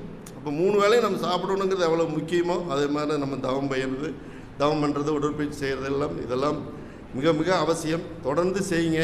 அந்த மாதிரி நானும் செய்ய ஆரம்பிக்கிறேன் இனிமேல். அந்த வாய்ப்பு கொடுத்த அனைவருக்கும் நன்றி சொல்லிக்கிறேன். வாழ்க வளமுடன், வாழ்க வளமுடன். இப்போதைய தலைவர்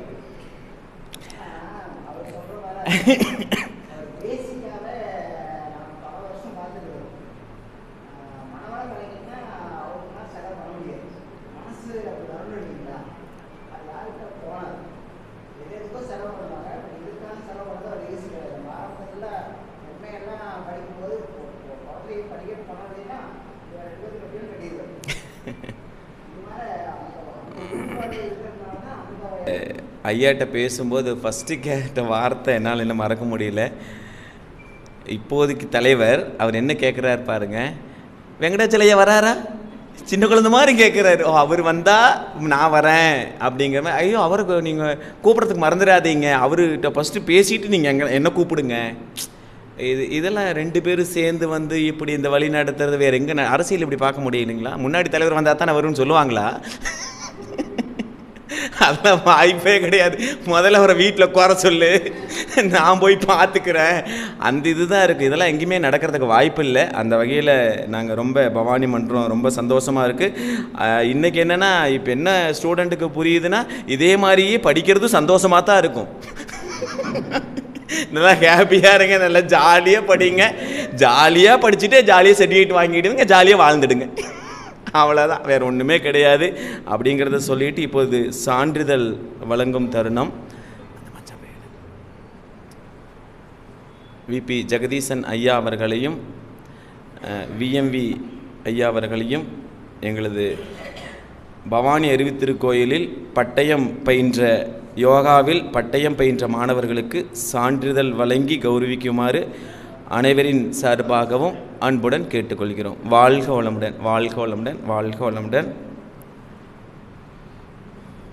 அருள்நிதி கே சந்திரா அம்மா அவர்கள், அருள்நிதி கே சந்திரா அம்மா அவர்கள், அவர்களின் அன்பு குடும்பம், அவர்களின் ஆன்மீக சேவை மேலும் சிறக்க. அங்கே பாருங்கம்மா, ஃபோட்டோ பாருங்கள்.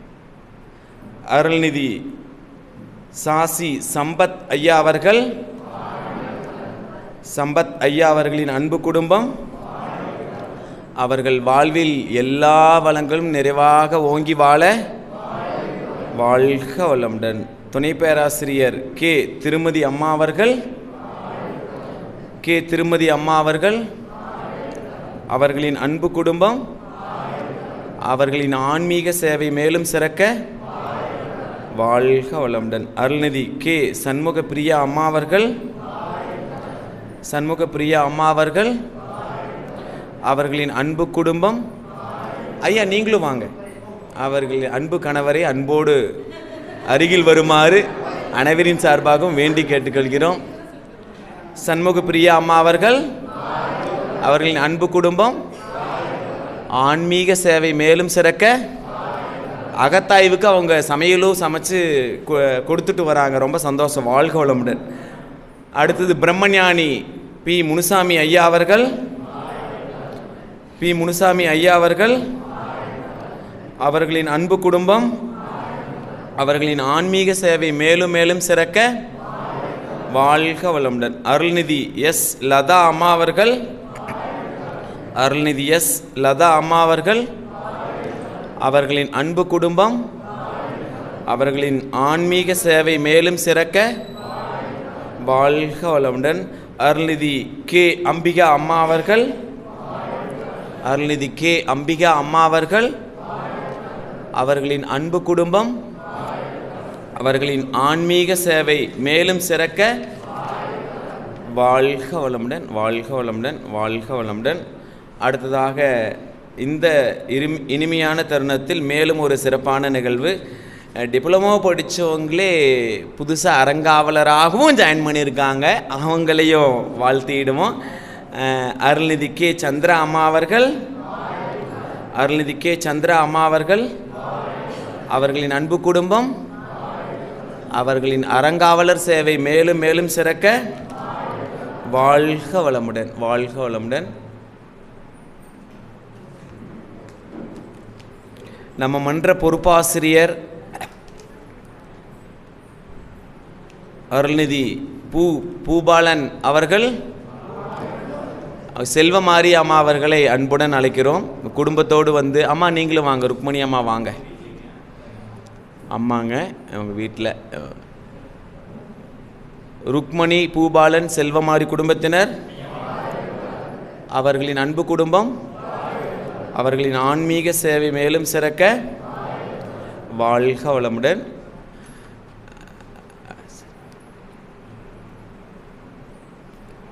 ஒரு விஷயம் உங்களுக்கு எல்லாத்துக்கும் சொல்லணும்.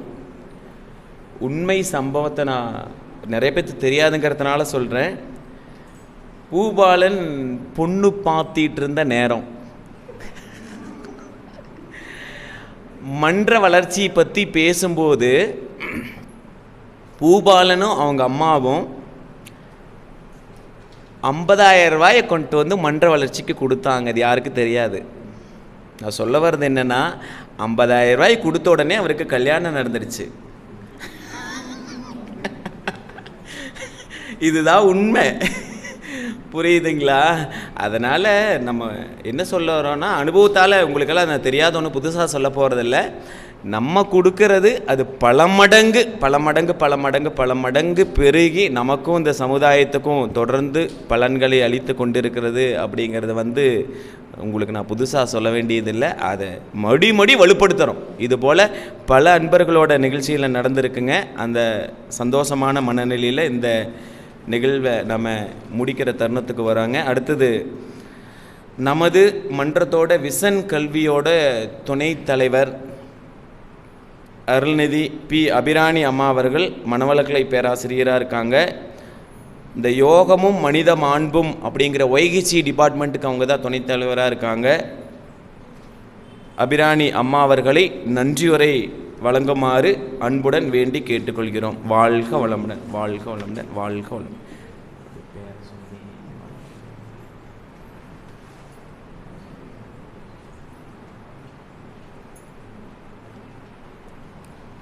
வாழ்க வையகம், வாழ்க வையகம், வாழ்க வளமுடன். குரு வாழ்க, குருவே துணை. என யான் அறிய வேண்ட நீயே என் குருவாய் வந்தாய் இறைவா. வாழ்க வளமுடன். பவானி அறிவு திருக்கோயில் பிரதி வெள்ளி சிந்தனை விருந்துடன் சென்ற ஆண்டு மாணவ மாணவிகளுக்கு சான்றிதழ் விசன் கல்வி வழங்கும் விழா மற்றும் இந்த ஆண்டு விசன் கல்வி தொடக்க விழா இப்பொழுது இனிதே நடந்து முடிந்து இறுதி நிகழ்வாக நன்றியுரை. இந்த நிகழ்ச்சியை தொகுத்து வழங்கிய நம்முடைய மன்ற பொறுப்பாசிரியர் உதயகுமார் ஐயா அவர்களுக்கு நம் அனைவரின் சார்பாக நன்றிகளையும் வாழ்க வளமுடன் என்ற வாழ்த்துக்களையும் தெரிவித்துக் கொள்கிறோம்.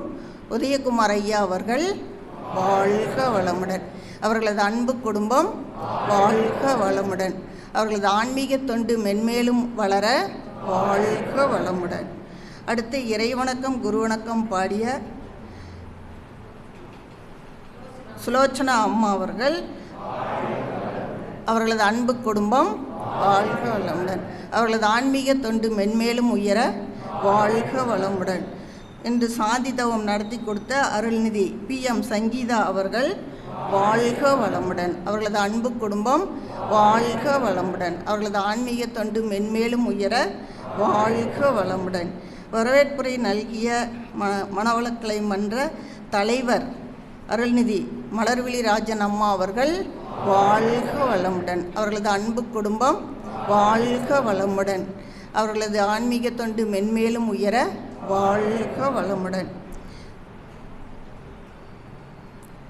விசன் கல்வி மாணவ மாணவிகளின் அனுபவ உரைகள் அருள்நிதி சாசி சம்பத்தையா அவர்கள் வாழ்க வளமுடன். அவர்களது அன்பு குடும்பம் வாழ்க வளமுடன். அவர்களது ஆன்மீக தொண்டு வாழ்க வளமுடன்.